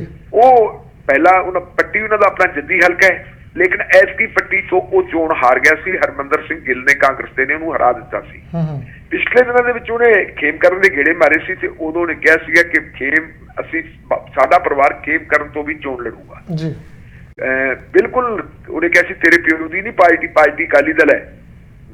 ਬਿਰਸਾ ਸਿੰਘ ਬਲਟੋਹਾ ਨੇ ਕੱਲ ਫੇਰ ਉੱਥੇ ਰੈਲੀ ਹੋਈ ਔਰ ਉਸ ਰੈਲੀ ਦੇ ਵਿੱਚ ਜਾ ਕੇ ਸੁਖਬੀਰ ਸਿੰਘ ਬਾਦਲ ਨੇ ਸਿੱਧਾ ਐਲਾਨ ਕਰ ਦਿੱਤਾ ਕਿ ਬਿਰਸਾ ਸਿੰਘ ਬਲਟੋਹਾ ਹੀ ਸਾਡਾ ਉਮੀਦਵਾਰ ਹੋਊਗਾ। ਇਹਦੇ ਹੁਣ ਕਈ ਅਰਥ ਹੈ। ਇੱਕ ਤਾਂ ਇਹ ਅਰਥ ਇਹ ਹੈ ਕਿ ਪਰਿਵਾਰ ਦੇ ਵਿੱਚ ਗੜਬੜ ਤਾਂ ਪਹਿਲਾਂ ਹੀ ਸੀ ਤੇ ਗੜਬੜ ਇਸ ਗੱਲ ਨੂੰ ਸੀ ਕਿ ਜੀਜੇ ਦੇ ਨਾਲੋਂ ਸਾਲਾ ਭਾਰੂ ਹੋ ਗਿਆ ਸੀ। ਪ੍ਰਤਾਪ ਸਿੰਘ ਕੈਰੋ ਦੇ ਪਰਿਵਾਰ ਦੀ ਗੱਲ ਕਰੀਏ ਤਾਂ ਪ੍ਰਤਾਪ ਸਿੰਘ ਕੈਰੋ ਬਹੁਤ ਪਾਵਰਫੁਲ ਮੁੱਖ ਮੰਤਰੀ ਹੋਇਆ ਹੈ ਔਰ ਪੰਜਾਬ ਦੀ ਜਿਹੜੀ ਹੈ ਤਰੱਕੀ ਦੇ ਮਾਮਲੇ 'ਚ ਆਪਾਂ ਕਹੀਏ ਦੂਜੇ ਸਾਰੇ ਜਿੰਨੇ ਵੀ ਚੀਫ ਮਿਨਿਸਟਰ ਹੋਏ ਉਹਨਾਂ 'ਚੋਂ ਪ੍ਰਤਾਪ ਸਿੰਘ ਕੈਰੋ ਦਾ ਵੱਡਾ ਯੋਗਦਾਨ ਸੀ। ਉਹਦੇ ਪੋਤਰੇ ਨੂੰ ਉਹਨਾਂ ਦੇ ਆਪਣੇ ਹਲਕੇ ਦੇ ਉੱਤੇ ਜੋ ਬੰਦਾ ਹਾਰ ਜਾਂਦਾ ਹੈ ਉਹ ਕਿਤੇ ਹੋਰ ਚੋਣ ਲੜਨਾ ਚਾਹੁੰਦਾ ਪ੍ਰਕਾਸ਼ ਸਿੰਘ ਬਾਦਲ ਦਾ ਜਵਾਈ, ਲੇਕਿਨ ਸੁਖਬੀਰ ਸਿੰਘ ਬਾਦਲ ਤੇ ਬੀਬੀ ਹਰਸਿਮਰਤ ਕੌਰ ਬਾਦਲ ਨੇ ਵਿਕਰਮ ਸਿੰਘ ਮਜੀਠੀਆ ਨੂੰ ਮਾਝੇ ਦਾ ਜਰਨੈਲ ਬਣਾਇਆ ਹੋਇਆ। ਲੜਾਈ ਮਾਝੇ ਦੀ ਜਰਨੈਲੀ ਦੀ ਵੀ ਕਿਹਦੇ ਕੋਲੇ ਹੋਵੇ। ਜਰਨੈਲ ਕਦੇ ਮਾਝੇ ਦਾ ਸਰਦਾਰ ਪ੍ਰਕਾਸ਼ ਸਿੰਘ ਮਜੀਠਾ ਹੁੰਦਾ ਸੀ, ਕਦੇ ਪ੍ਰੇਮ ਸਿੰਘ ਲਾਲਪੁਰਾ ਹੁੰਦਾ ਸੀ, ਫਿਰ ਰਣਜੀਤ ਸਿੰਘ ਬਰਮਪੁਰਾ ਵੀ ਬਣਿਆ। ਉਹਨਾਂ ਸਾਰੇ ਜਰਨੈਲਾਂ ਨੂੰ ਕੱਲਿਆਂ ਕਰਕੇ ਉਹਨਾਂ ਨੂੰ ਖੁੱਡੇ ਲਾਤਾ ਸੀ। ਹੁਣ ਇਹ ਜਰਨੈਲੀ ਦੀ ਲੜਾਈ ਹੈ ਜਵਾਈ 'ਚ ਤੇ ਸਾਲੇ 'ਚ, ਜੀਜੇ ਤੇ ਸਾਲੇ ਦੇ ਵਿੱਚ ਚੱਲੀ ਹੋਈ ਹੈ ਕਿਉਂਕਿ ਆਦੇਸ਼ ਪ੍ਰਤਾਪ ਸਰਦਾਰ ਸੁਖਬੀਰ ਸਿੰਘ ਬਾਦਲ ਦਾ ਜੀਜਾ ਹੈ ਤੇ ਬਿਕਰਮ ਸਿੰਘ ਮਜੀਠੀਆ ਉਹਦਾ ਸਾਲਾ ਹੈ। ਇਹਦੇ 'ਚ ਹੁਣ ਕਿਹੜੇ ਪਾਸੇ ਉਹਨੇ ਕੱਲ ਉਹਨੇ ਜਿਹੜੀ ਹੈਗੀ ਹੈ ਬਿਕਰਮ ਸਿੰਘ ਮਜੀਠੀਆ ਵਾਲੇ ਪਾਸੇ ਆਪਣੀ ਵੋਟ ਪਾ ਦਿੱਤੀ ਹੈ ਕਿਉਂਕਿ ਇਹ ਸਮਝਿਆ ਜਾਂਦਾ ਕਿ ਬਿਰਸਾ ਸਿੰਘ ਬਲਟੋਹਾ ਵੀ ਟੀਮ ਮਜੀਠੀਆ 'ਚ ਹੈ। ਹੁਣ ਅਗਲੀ ਗੱਲ ਦੇਖਣ ਵਾਲੀ ਹੈ ਕਿ ਕੀ ਕਰਦੇ ਹੈ ਕੈਰੋ ਫੈਮਿਲੀ ਵਾਲੇ। ਜਿੰਨਾ ਕਿ ਸੁਖਬੀਰ ਸਿੰਘ ਬਾਦਲ ਜਿੱਤੀ ਹੈ ਇਹ ਪਰਿਵਾਰ ਕੈਰੋ ਦਾ ਪਰਿਵਾਰ ਉਹਦੇ ਨਾਲ ਕਿਤੇ ਜਿੱਤੀ ਹੈ। ਮੈਂ ਤੁਹਾਨੂੰ ਇੱਕੋ ਹੀ ਉਹਦੀ ਮਿਸਾਲ ਦਿੰਦਾ ਕਿ ਪ੍ਰਤਾਪ ਸਿੰਘ ਕੈਰੋ ਜਦੋਂ 57 ਦੇ ਵਿੱਚ ਮੁੱਖ ਮੰਤਰੀ ਬਣਿਆ, 57 ਦੇ ਵਿੱਚ ਪ੍ਰਕਾਸ਼ ਸਿੰਘ ਬਾਦਲ ਪਹਿਲੀ ਵਾਰੀ ਬਣਿਆ ਚੀਫ ਮਿਨਿਸਟਰ ਤੇ ਮੁੱਖ ਮੰਤਰੀ ਬਣ ਗਿਆ ਸੀ ਪ੍ਰਤਾਪ ਸਿੰਘ ਕੈਰੋ। ਪ੍ਰਤਾਪ ਸਿੰਘ ਕੈਰੋ ਮਲੋਟ ਵਾਲੇ ਪਾਸੇ ਤੋਂ ਡੱਬਵਾਲੀ ਨੂੰ ਜਾ ਰਿਹਾ ਸੀ ਤੇ ਜੇ ਜਿਹਨਾਂ ਸਾਡੇ ਸੱਜਣਾ ਨੇ ਦੇਖਿਆ ਹੋਣਾ ਲੰਬੀ ਤੋਂ ਅਗਲਾ ਪਿੰਡ ਜਿਹੜਾ ਹੈਗਾ ਡੱਬਵਾਲੀ ਵਾਲੇ ਪਾਸੇ ਨੂੰ ਉਹਦਾ ਪਿੰਡ ਹੈ ਖਿਓਵਾਲੀ ਹੈ। ਉਸ ਪਿੰਡ ਦਾ ਨਾਮ ਉੱਥੇ ਇੱਕ ਬੋਰਡ ਲੱਗਿਆ ਹੋਇਆ ਸੀ ਤੇ ਬੋਰਡ ਦੇ ਉੱਤੇ ਤੀਰ ਲਾ ਕੇ ਲਿਖਿਆ ਹੋਇਆ ਸੀ ਇਹ ਸੜਕ ਬਾਦਲ ਵੱਲ ਨੂੰ ਸਾਰੀ ਦੀ ਪਿੰਡ ਬਾਦਲ। ਇੱਟਾਂ ਸਿੱਟੀਆਂ ਪਈਆਂ ਸੀ ਤੇ ਪੱਥਰ ਸਿੱਟਿਆ ਪਿਆ ਸੀ। ਪ੍ਰਤਾਪ ਸਿੰਘ ਕੈਰੋ ਕਹਿੰਦਾ ਬਾਦਲ ਪਿੰਡ ਨੂੰ ਸੜਕ ਇਹ ਕਿਉਂ ਜਾ ਰਹੀ ਹੈ ਤੇ ਉਹਨੇ ਉਸੇ ਵੇਲੇ ਜਿਹੜਾ ਹੈਗਾ ਸਾਰੀਆਂ ਇੱਟਾਂ ਤੇ ਪੱਥਰ ਚੁਕਵਾ ਕੇ ਚੰਡੀਗੜ੍ਹ ਭਜਵਾਤਾ ਸੀ। ਕਹਿੰਦੇ ਵੀ ਸੈਕਟਰੀਏਟ 'ਚ ਲੋੜ ਹੈ ਇਸ ਪੱਥਰ ਦੀ, ਇਹ ਉੱਥੇ ਲੱਗੂਗਾ। ਔਰ ਬਹੁਤ ਮੁਸ਼ਕਿਲ ਦੇ ਨਾਲ ਗਿਆਨੀ ਕਰਤਾਰ ਸਿੰਘ ਹੋਰਾਂ ਦੀ ਦਖਲ ਦੇ ਨਾਲ ਫੇਰ ਕਿਤੇ ਜਾ ਕੇ ਸੜਕ ਬਣੀ ਸੀ। ਇਹ ਵੱਖਰੀ ਗੱਲ ਆ, ਬਾਅਦ ਵਿੱਚ ਰਿਸ਼ਤੇਦਾਰੀਆਂ ਪੈ ਗਈਆਂ, ਪਰਿਵਾਰ ਉਹ ਵੀ ਪੂਰਾ ਜਿੱਤੀ ਹੈ। ਸੋ ਦੇਖਣਾ ਪੈਣਾ ਕਿ ਹੁਣ ਜਾਂਦੀ ਕਿੱਧਰ ਨੂੰ ਹੈ ਵੀ ਕੀ ਆਦੇਸ਼ ਪ੍ਰਤਾਪ ਸਿੰਘ ਕੈਰੋ ਹੁਣ ਅਕਾਲੀ ਦਲ ਦੇ ਵਿੱਚ ਰਹਿੰਦਾ ਜਾਂ ਅਕਾਲੀ ਦਲ ਨੂੰ ਸਸਰੀ ਕਰ ਬੁਲਾਊਗਾ। ਪਰ ਉਮੀਦ ਜ਼ਿਆਦਾ ਇਹ ਹੈ ਜਿਹੜੀਆਂ ਮੈਨੂੰ ਸੂਚਨਾਵਾਂ ਮਿਲ ਰਹੀਆਂ ਕਿ ਆਦੇਸ਼ ਪ੍ਰਤਾਪ ਸਿੰਘ ਕੈਰੋ ਦਾ ਕਾਂਗਰਸ ਪਾਰਟੀ ਨਾਲ ਵੀ ਰਾਬਤਾ ਜੁੜਿਆ ਹੋਇਆ ਹੈ ਕਿਉਂਕਿ ਤੁਹਾਡੇ ਇਲਾਕੇ ਦਾ ਇੱਕ ਤੁਸੀਂ ਦੇਖਿਆ ਹੋਣਾ ਇੱਕ ਬੰਦੇ ਦਾ ਨਾਮ ਹੈ ਜੱਸੀ ਖੰਗੂੜਾ ਜਿਹੜਾ ਕਦੇ ਕਿਲਾ ਰਾਏਪੁਰ ਤੋਂ MLA ਹੁੰਦਾ ਸੀ। ਜੱਸੀ ਖੰਗੂੜਾ ਵੀ ਕਾਂਗਰਸ ਪਾਰਟੀ ਦੇ ਵਿੱਚ ਹੈ, ਉਹਦੀ ਮਾਂ ਵੀ ਕਾਂਗਰਸ ਪਾਰਟੀ 'ਚ ਹੈ। ਜੱਸੀ ਖੰਗੂੜਾ ਸਰਦਾਰ ਆਦੇਸ਼ ਪ੍ਰਤਾਪ ਸਿੰਘ ਕੈਰੋ ਦਾ ਜੀਜਾ ਹੀ ਹੈ। ਉਹ ਗੁਰਿੰਦਰ ਸਿੰਘ ਕੈਰੋ ਦਾ ਜਵਾਈ ਹੈ। ਸੁਰਿੰਦਰ ਕੈਰੋ ਦੀ ਭਤੀਜੀ ਵਿਆਹੀ ਹੋਈ ਹੈ। ਉਹਨੂੰ ਤਾਲਮੇਲ ਉਹਦਾ ਉਧਰ ਵੀ ਹੈਗਾ ਤੇ ਤਾਲਮੇਲ ਉਹਦਾ ਜਿਹੜਾ ਹੈਗਾ ਬੀਜੇਪੀ ਨਾਲ ਵੀ ਹੈਗਾ। ਇਹ ਵੀ ਪਤਾ ਲੱਗਿਆ ਕਿ ਬੀਜੇਪੀ ਦੇ ਲੀਡਰਾਂ ਨੇ ਵੀ ਉੱਥੇ ਡੋਰੇ ਪਾਉਣੇ ਸ਼ੁਰੂ ਕਰ ਦਿੱਤੇ ਹੈ। ਉਹ ਚਾਹੁੰਦੇ ਕਿ ਬਾਦਲ ਪਰਿਵਾਰ ਦੇ ਅੰਦਰ ਹੀ ਸਣ ਲਾਈ ਜਾਵੇ। ਸੋ ਦੇਖਣਾ ਆਉਣ ਵਾਲੇ ਸਮੇਂ 'ਚ ਹੁੰਦਾ ਕੀ ਹੈ, ਪਰ ਲੜਾਈ ਹੈ ਜਿਹੜੀ ਜੀ ਉਹ ਛਿੜ ਪਈ ਹੈ ਹੁਣ ਪਰਿਵਾਰ ਦੇ ਵਿੱਚ ਵੀ ਜੀ। हाँ बिल्कुल जी। अगली खबर है जी आई स्टैंड विद फार्मर्स वाला मास्क पा के ग्रैमी अवार्ड च पुजी भारती ते कनेडियाई यूट्यूब लिली सिंह।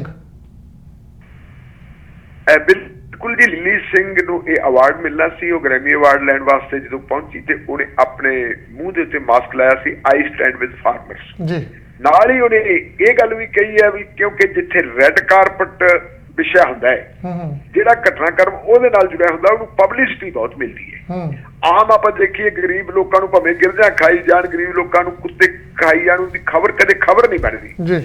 ਲੇਕਿਨ ਕਿਸੇ ਅਮੀਰ ਆਦਮੀ ਦਾ ਮਾਨ ਸਨਮਾਨ ਕਰਨਾ ਹੋਵੇ, ਕਿਸੇ ਸ਼ਖਸੀਅਤ ਨੂੰ ਸਨਮਾਨਿਤ ਕਰਨਾ ਹੋਵੇ, ਉਸ ਚੀਜ਼ ਨੂੰ ਜਿਹੜਾ ਹੈਗਾ ਮੀਡੀਆ ਵੀ ਬਹੁਤ ਹਾਈਲਾਈਟ ਕਰਦਾ, ਕਿਉਂਕਿ ਮੀਡੀਆ ਦਾ ਅਰੇਂਜਮੈਂਟ ਪਹਿਲਾਂ ਹੀ ਕੀਤਾ ਹੁੰਦਾ ਹੈ।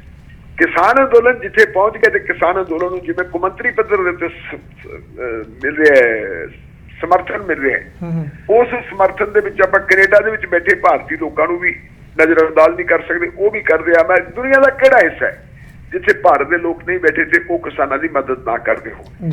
ਇਸੇ ਤਰੀਕੇ ਲਿਲੀ ਸਿੰਘ ਵੀ ਭਾਰਤੀ ਕੈਨੇਡੀ ਯੂਟਿਊਬਰ ਹੈ, ਇਹਦਾ ਵੀ ਸਨਮਾਨ ਹੋਣਾ ਸੀ ਤੇ ਉਹਨੇ ਆਈ ਸਟੈਂਡ ਵਿਦ ਫਾਰਮਰਸ ਦਾ ਮਾਸਕ ਪਹਿਨ ਕੇ ਕਿਸਾਨਾਂ ਦੇ ਸੰਘਰਸ਼ ਨੂੰ ਇੱਕ ਨਵੀਂ ਊਰਜਾ ਪ੍ਰਦਾਨ ਕੀਤੀ ਹੈ, ਇੱਕ ਨਵੀਂ ਸ਼ਕਤੀ ਦਿੱਤੀ ਹੈ। ਕਿਉਂਕਿ ਇਹ ਖਬਰ ਅਖਬਾਰਾਂ 'ਚ ਪ੍ਰਕਾਸ਼ਿਤ ਹੋਣ ਦੇ ਨਾਲ ਇਕੱਲੀ ਭਾਰਤ ਦੇ ਵਿੱਚ ਪ੍ਰਕਾਸ਼ਿਤ ਹੋਈ, ਪੰਜਾਬ 'ਚ ਪ੍ਰਕਾਸ਼ਿਤ ਹੋਈ।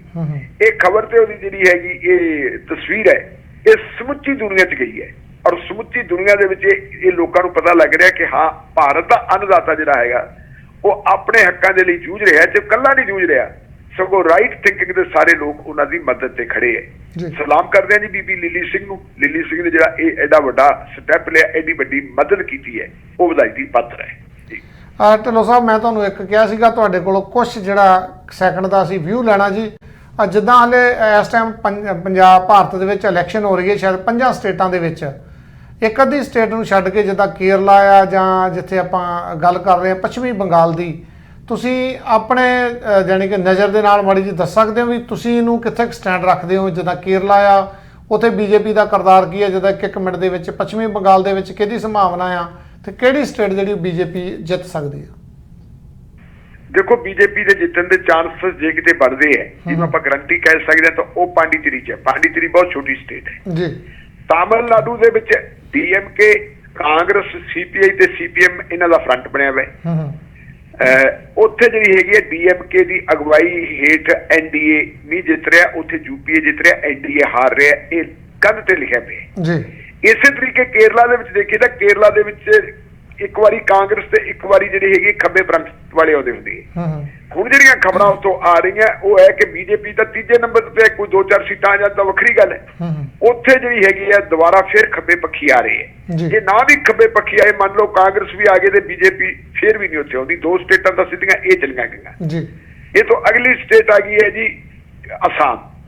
ਅਸਾਮ ਦੇ ਵਿੱਚ ਲੜਾਈ ਬੜੀ ਗਹਿ ਗੱਚ ਹੈ, ਬਹੁਤ ਡਟਵੀਂ ਲੜਾਈ ਹੈ। ਅਸਾਮ ਦੇ ਵਿੱਚ ਹਕੂਮਤ ਇਹਨਾਂ ਦੀ ਹੈ। ਬੀਜੇਪੀ ਵੱਲੋਂ ਕੋਸ਼ਿਸ਼ ਕੀਤੀ ਜਾ ਰਹੀ ਹੈ ਕਿ ਦੁਬਾਰਾ ਫਿਰ ਜਿਹੜੀ ਹੈਗੀ ਹੈ ਰਿਟੇਨ ਕੀਤਾ ਜਾਵੇ, ਰੱਖਿਆ ਜਾਵੇ, ਅਸਾਮ ਇਹਨਾਂ ਕੋਲ ਰਹਿ ਜੇ। ਲੇਕਿਨ ਖਬਰਾਂ ਆ ਰਹੀਆਂ ਕਿ ਬਹੁਤ ਕਾਂਟੇ ਦੀ ਟੱਕਰ ਹੈ, ਉੱਥੇ ਕੁਝ ਵੀ ਹੋ ਸਕਦਾ ਹੈ। ਬੰਗਾਲ ਦੀ ਸਥਿਤੀ ਹੈ ਕਿ ਪੂਰਾ ਜ਼ੋਰ ਲਾਇਆ ਹੋਇਆ ਹੈ। ਲੇਕਿਨ ਬੰਗਾਲ ਦੇ ਵਿੱਚ ਮੇਰਾ ਮੰਨਣਾ ਹੈ ਕਿ ਹੱਥ ਮਮਤਾ ਦਾ ਉੱਤੇ ਹੈ। ਸੀਟਾਂ ਬੇਸ਼ੱਕ ਬੀਜੇਪੀ ਦੀਆਂ ਪਹਿਲਾਂ 9 ਵੱਧ ਜਾਣ, ਪਰ ਸਰਕਾਰ ਜਿਹੜੀ ਹੈ ਮਮਤਾ ਦੀ ਬਣਦੀ। ਸੋ ਜ਼ਾਹਰਾ ਤੌਰ ਦੇ ਉੱਤੇ ਜੇ ਆਪਾਂ ਕਹਿ ਦਈਏ 5 ਸਟੇਟਾਂ ਦੇ ਵਿੱਚੋਂ ਸਿਰਫ ਇੱਕ ਸਟੇਟ ਦੇ ਉੱਤੇ ਬੀਜੇਪੀ ਜਿੱਤਦੀ ਦਿਖਦੀ ਹੈ। ਇੱਕ ਸਟੇਟ ਦੇ ਵਿੱਚ ਮੁਕਾਬਲੇ ਦੇ ਵਿੱਚ ਹੈ ਤੇ ਬਾਕੀ ਸਾਰੀਆਂ ਥਾਵਾਂ ਤੇ 3 ਸਟੇਟਾਂ 'ਚ ਉਹ ਹਾਰ ਰਹੀ ਹੈ ਜੀ। ਢਿੱਲੋਂ ਸਾਹਿਬ ਇੱਕ ਜੀ ਹਾਂਜੀ ਮਾਫ ਕਰ, ਉਹ ਹਾਰ ਰਹੀ ਹੈ ਜੀ। ਤਾਮਿਲਨਾਡੂ 'ਚੋਂ ਹਾਰ ਰਹੀ ਹੈ, ਕੇਰਲਾ 'ਚੋਂ ਹਾਰ ਰਹੀ ਹੈ, ਬੰਗਾਲ 'ਚੋਂ ਹਾਰ ਰਹੀ ਹੈ ਜੀ। 3 ਜਿਹੜੀਆਂ ਵੱਡੀਆਂ ਸਟੇਟਾਂ ਇੱਥੋਂ ਹਾਰ ਰਹੀ ਹੈ ਜੀ। ਮੰਨ ਲਓ ਜਿੱਦਾਂ ਮੰਨ ਲਓ ਹੁਣ ਜਿਹੜੇ ਹਾਲਾਤ ਆ, ਜੇ ਭਾਰਤੀ ਜਨਤਾ ਪਾਰਟੀ ਦੇ ਹੋ ਜਾਂਦੇ, ਇਹਨਾਂ ਸਟੇਟਾਂ 'ਚ ਹਾਰ ਜਾਂਦੀ ਆ, ਖਾਸ ਕਰਕੇ ਕਿਸਾਨ ਜਥੇਬੰਦੀਆਂ ਦਾ ਅਹਿਮ ਰੋਲ ਆ। ਕਿਸਾਨਾਂ ਦੇ ਨਾਲ ਕਾਫੀ ਜ਼ਿਆਦਾ ਨੁਕਸਾਨ ਹੋਣਾ, ਤੇ ਤੁਹਾਡਾ ਨਜ਼ਰੀਆ ਕੀ ਕਹਿੰਦਾ ਵੀ ਜਦੋਂ ਇਹ ਬੀਜੇਪੀ ਹਾਰਦੀ ਆ ਤਾਂ ਕਿਸਾਨਾਂ ਦੇ ਮੁੱਦੇ ਨੂੰ ਉਹ ਕਿਸ ਹਿਸਾਬ ਨਾਲ ਲੈਣਗੇ ਨਰਿੰਦਰ ਮੋਦੀ ਹੋਣੀ? ਤਾਂ ਉਹਨੂੰ ਹੱਲ ਕਰਨਗੇ ਜਾਂ ਹੋਰ ਜਿੱਦ ਫੜਨਗੇ?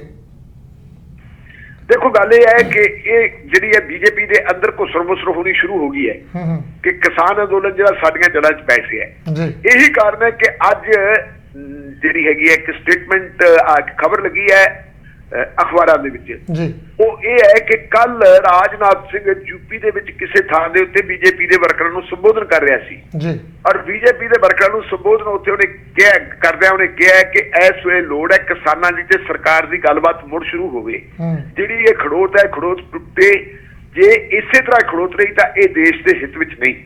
ਗੱਲ ਉਹਨੇ ਦੇਸ਼ ਦੇ ਹਿੱਤਾਂ ਦੀ ਕੀਤੀ ਹੈ, ਪਰ ਮੇਰਾ ਖਿਆਲ ਹੈ ਵੀ ਰਾਜਨਾਥ ਸਿੰਘ ਨੂੰ ਇਸ ਗੱਲ ਦਾ ਪਤਾ ਲੱਗ ਗਿਆ ਕਿ ਬੀਜੇਪੀ ਦੇ ਹਿੱਤਾਂ ਦੇ ਵਿੱਚ ਨਹੀਂ। ਔਰ ਇਹ ਜਿਹੜੀ ਹੈਗੀ ਹੈ, ਕਿਉਂਕਿ ਰਾਜਨਾਥ ਸਿੰਘ ਨੂੰ ਭਾਵੇਂ ਉਹ ਡਿਫੈਂਸ ਮਿਨਿਸਟਰ ਜ਼ਰੂਰ ਹੈ, ਲੇਕਿਨ ਉਹਨੂੰ ਥੋੜਾ ਲਾਂਭੇ ਕੀਤਾ ਹੋਇਆ ਨਰਿੰਦਰ ਮੋਦੀ ਹੋਰਾਂ ਨੇ। ਜੀ। ਤੇ ਜੇ ਰਾਜਨਾਥ ਸਿੰਘ ਹੁਣ ਬੋਲਿਆ ਤਾਂ ਇਹਦੇ ਬੋਲਣ ਦੇ ਕੋਈ ਅਰਥ ਹੈ। ਕਿਸਾਨਾਂ ਦੇ ਹੱਕ ਵਿੱਚ ਬੋਲਣਾ ਉਸ ਵੇਲੇ ਜਦੋਂ ਕਹਿੰਦੇ ਜੀ ਕਿ ਗੱਲਬਾਤ ਦੀ ਗੁੰਜਾਇਸ਼ ਹੀ ਕੋਈ ਨਹੀਂ, ਪਹਿਲਾਂ ਅਸੀਂ ਤੁਹਾਨੂੰ ਜਿਹੜੀ ਪ੍ਰਪੋਜ਼ਲ ਦਿੱਤੀ ਹੈ ਉਹਦੇ ਬਾਰੇ ਦੱਸੋ, ਤੇ ਰਾਜਨਾਥ ਸਿੰਘ ਨੇ ਕਿਹਾ ਕਿ ਗੱਲਬਾਤ ਸ਼ੁਰੂ ਕਰਨ ਦੀ ਲੋੜ ਹੈ। ਇਹ ਤੋਂ ਅੰਦਾਜ਼ਾ ਲਾਇਆ ਜਾ ਸਕਦਾ ਕਿ ਅਸਲ ਦੇ ਵਿੱਚ ਬੀਜੇਪੀ ਦੇ ਅੰਦਰ ਹਿਲਚੁਲ ਸ਼ੁਰੂ ਹੋ ਗਈ ਹੈ ਔਰ ਇਹਨਾਂ ਸਟੇਟਾਂ 'ਚ ਹਾਰਨ ਤੋਂ ਬਾਅਦ ਬੀਜੇਪੀ ਨੂੰ ਅੱਗੇ ਫਿਰ ਝਟਕਾ ਮਿਲਣਾ ਹੈ।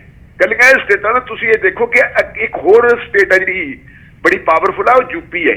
ਅਪ੍ਰੈਲ ਮਹੀਨੇ ਦੇ ਵਿੱਚ ਯੂਪੀ 'ਚ ਪੰਚਾਇਤਾਂ ਦੀਆਂ ਚੋਣਾਂ ਹੋਣਗੀਆਂ ਜੀ। ਉਹਨਾਂ ਪੰਚਾਇਤੀ ਚੋਣਾਂ ਦੇ ਵਿੱਚ ਵੀ ਤੁਸੀਂ ਦੇਖੋ ਵੀ ਸਾਹਮਣੇ ਰਿਜ਼ਲਟ ਕੀ ਆਉਂਦਾ ਹੈ। ਇਸ ਕਰਕੇ ਬੀਜੇਪੀ ਨੂੰ ਲੈਣੇ ਤੇ ਦੇਣੇ ਪੈ ਜਾਣਗੇ। ਫਿਰ ਅਗਲੀ ਜਿਹੜੀ ਯੂਪੀ ਦੀ ਵਿਧਾਨ ਸਭਾ ਦੀ ਚੋਣ ਆ ਗਈ 2022 ਚ, ਪੰਜਾਬ ਦੀ ਵਿਧਾਨ ਸਭਾ ਦੀ ਚੋਣ ਆ ਗਈ। ਪੰਜਾਬ ਦੇ ਵਿੱਚ ਬੀਜੇਪੀ ਨੇ ਦੇਖ ਹੀ ਲਿਆ ਵੀ ਹਾਲ ਉਹਨਾਂ ਦਾ ਕੀ ਹੋਇਆ ਤੇ ਹੁਣ ਹਾਲ ਹੋਰ ਵੀ ਜ਼ਿਆਦਾ ਮਾੜਾ ਹੋਣਾ। ਇਸ ਕਰਕੇ ਮੈਨੂੰ ਤਾਂ ਪੱਕੀ ਉਮੀਦ ਹੈ ਕਿ ਇਹਨਾਂ ਸਟੇਟਾਂ 'ਚ ਹਾਰਨ ਤੋਂ ਬਾਅਦ ਨਰਿੰਦਰ ਮੋਦੀ ਦਾ ਹੰਕਾਰ ਹੈ ਜਿਹੜਾ ਉਹ ਢਹਿਲਾ ਪਊਗਾ। हाँ जी बिल्कुल जी, धन्यवाद ढिल्लों साहब, तुहाडा बहुत बहुत जी धन्यवाद इन्नी भरपूर जानकारी देने लई। शुक्रिया जी, मेहरबानी। हाँ जी दोस्तों, मैं दसना चाहुंदा जी अज सवेर वाले प्रोग्राम दे विच जिन्ने भी वीरां ने किरणदीप कौर जिहड़ी बठिंडे दे नाल संबंधित आ उस बच्ची दे वास्ते तिल फुल जो भी दिता है तुसीं वध चढ़ के पैसे पा रहे हो। उस तो बाद भी कालां आईयां ते सारिਆਂ ਦਾ बहुत बहुत धन्यवाद आ। ते मैं कल नूं भी जिहड़ा उहदा ई ट्रांसफर नंबर ते अकाउंट नंबर असीं अपनी रेडियो ते टीवी की स्क्रीन ते दिखावांगे। जे किसी होर ने भी सेवा करनी हो जरूर कर सकते हो।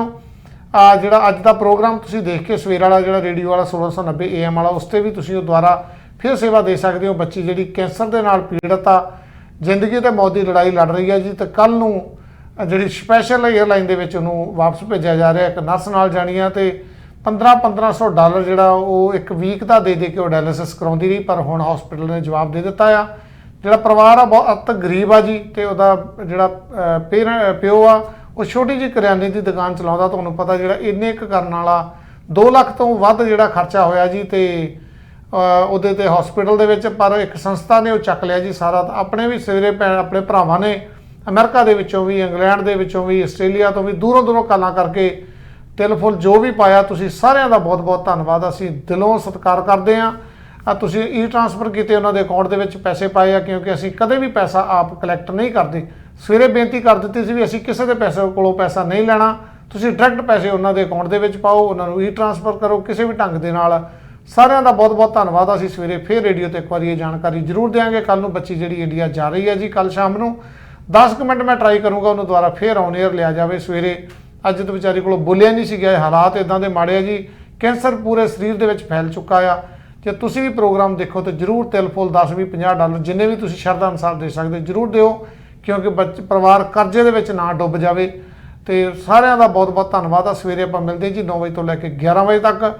ਅੱਜ ਜਿਹੜਾ ਪ੍ਰੋਗਰਾਮ ਸਮੇਂ ਦੀ ਚੇਂਜ ਕਰਕੇ ਅੱਧਾ ਘੰਟਾ ਲੇਟ ਹੋਇਆ ਸੀ, ਉਹਦੇ ਲਈ ਮਾਫੀ ਚਾਹੁੰਦੇ ਹਾਂ ਜੀ। ਦਿਓ ਇਜਾਜ਼ਤ। ਤੁਹਾਨੂੰ ਨਾਮ ਚੜ੍ਹਦੀ ਕਲਾ, ਤੇਰੇ ਭਾਣੇ ਸਰਬੱਤ ਦਾ ਭਲਾ। ਸਤਿ ਸ਼੍ਰੀ ਅਕਾਲ।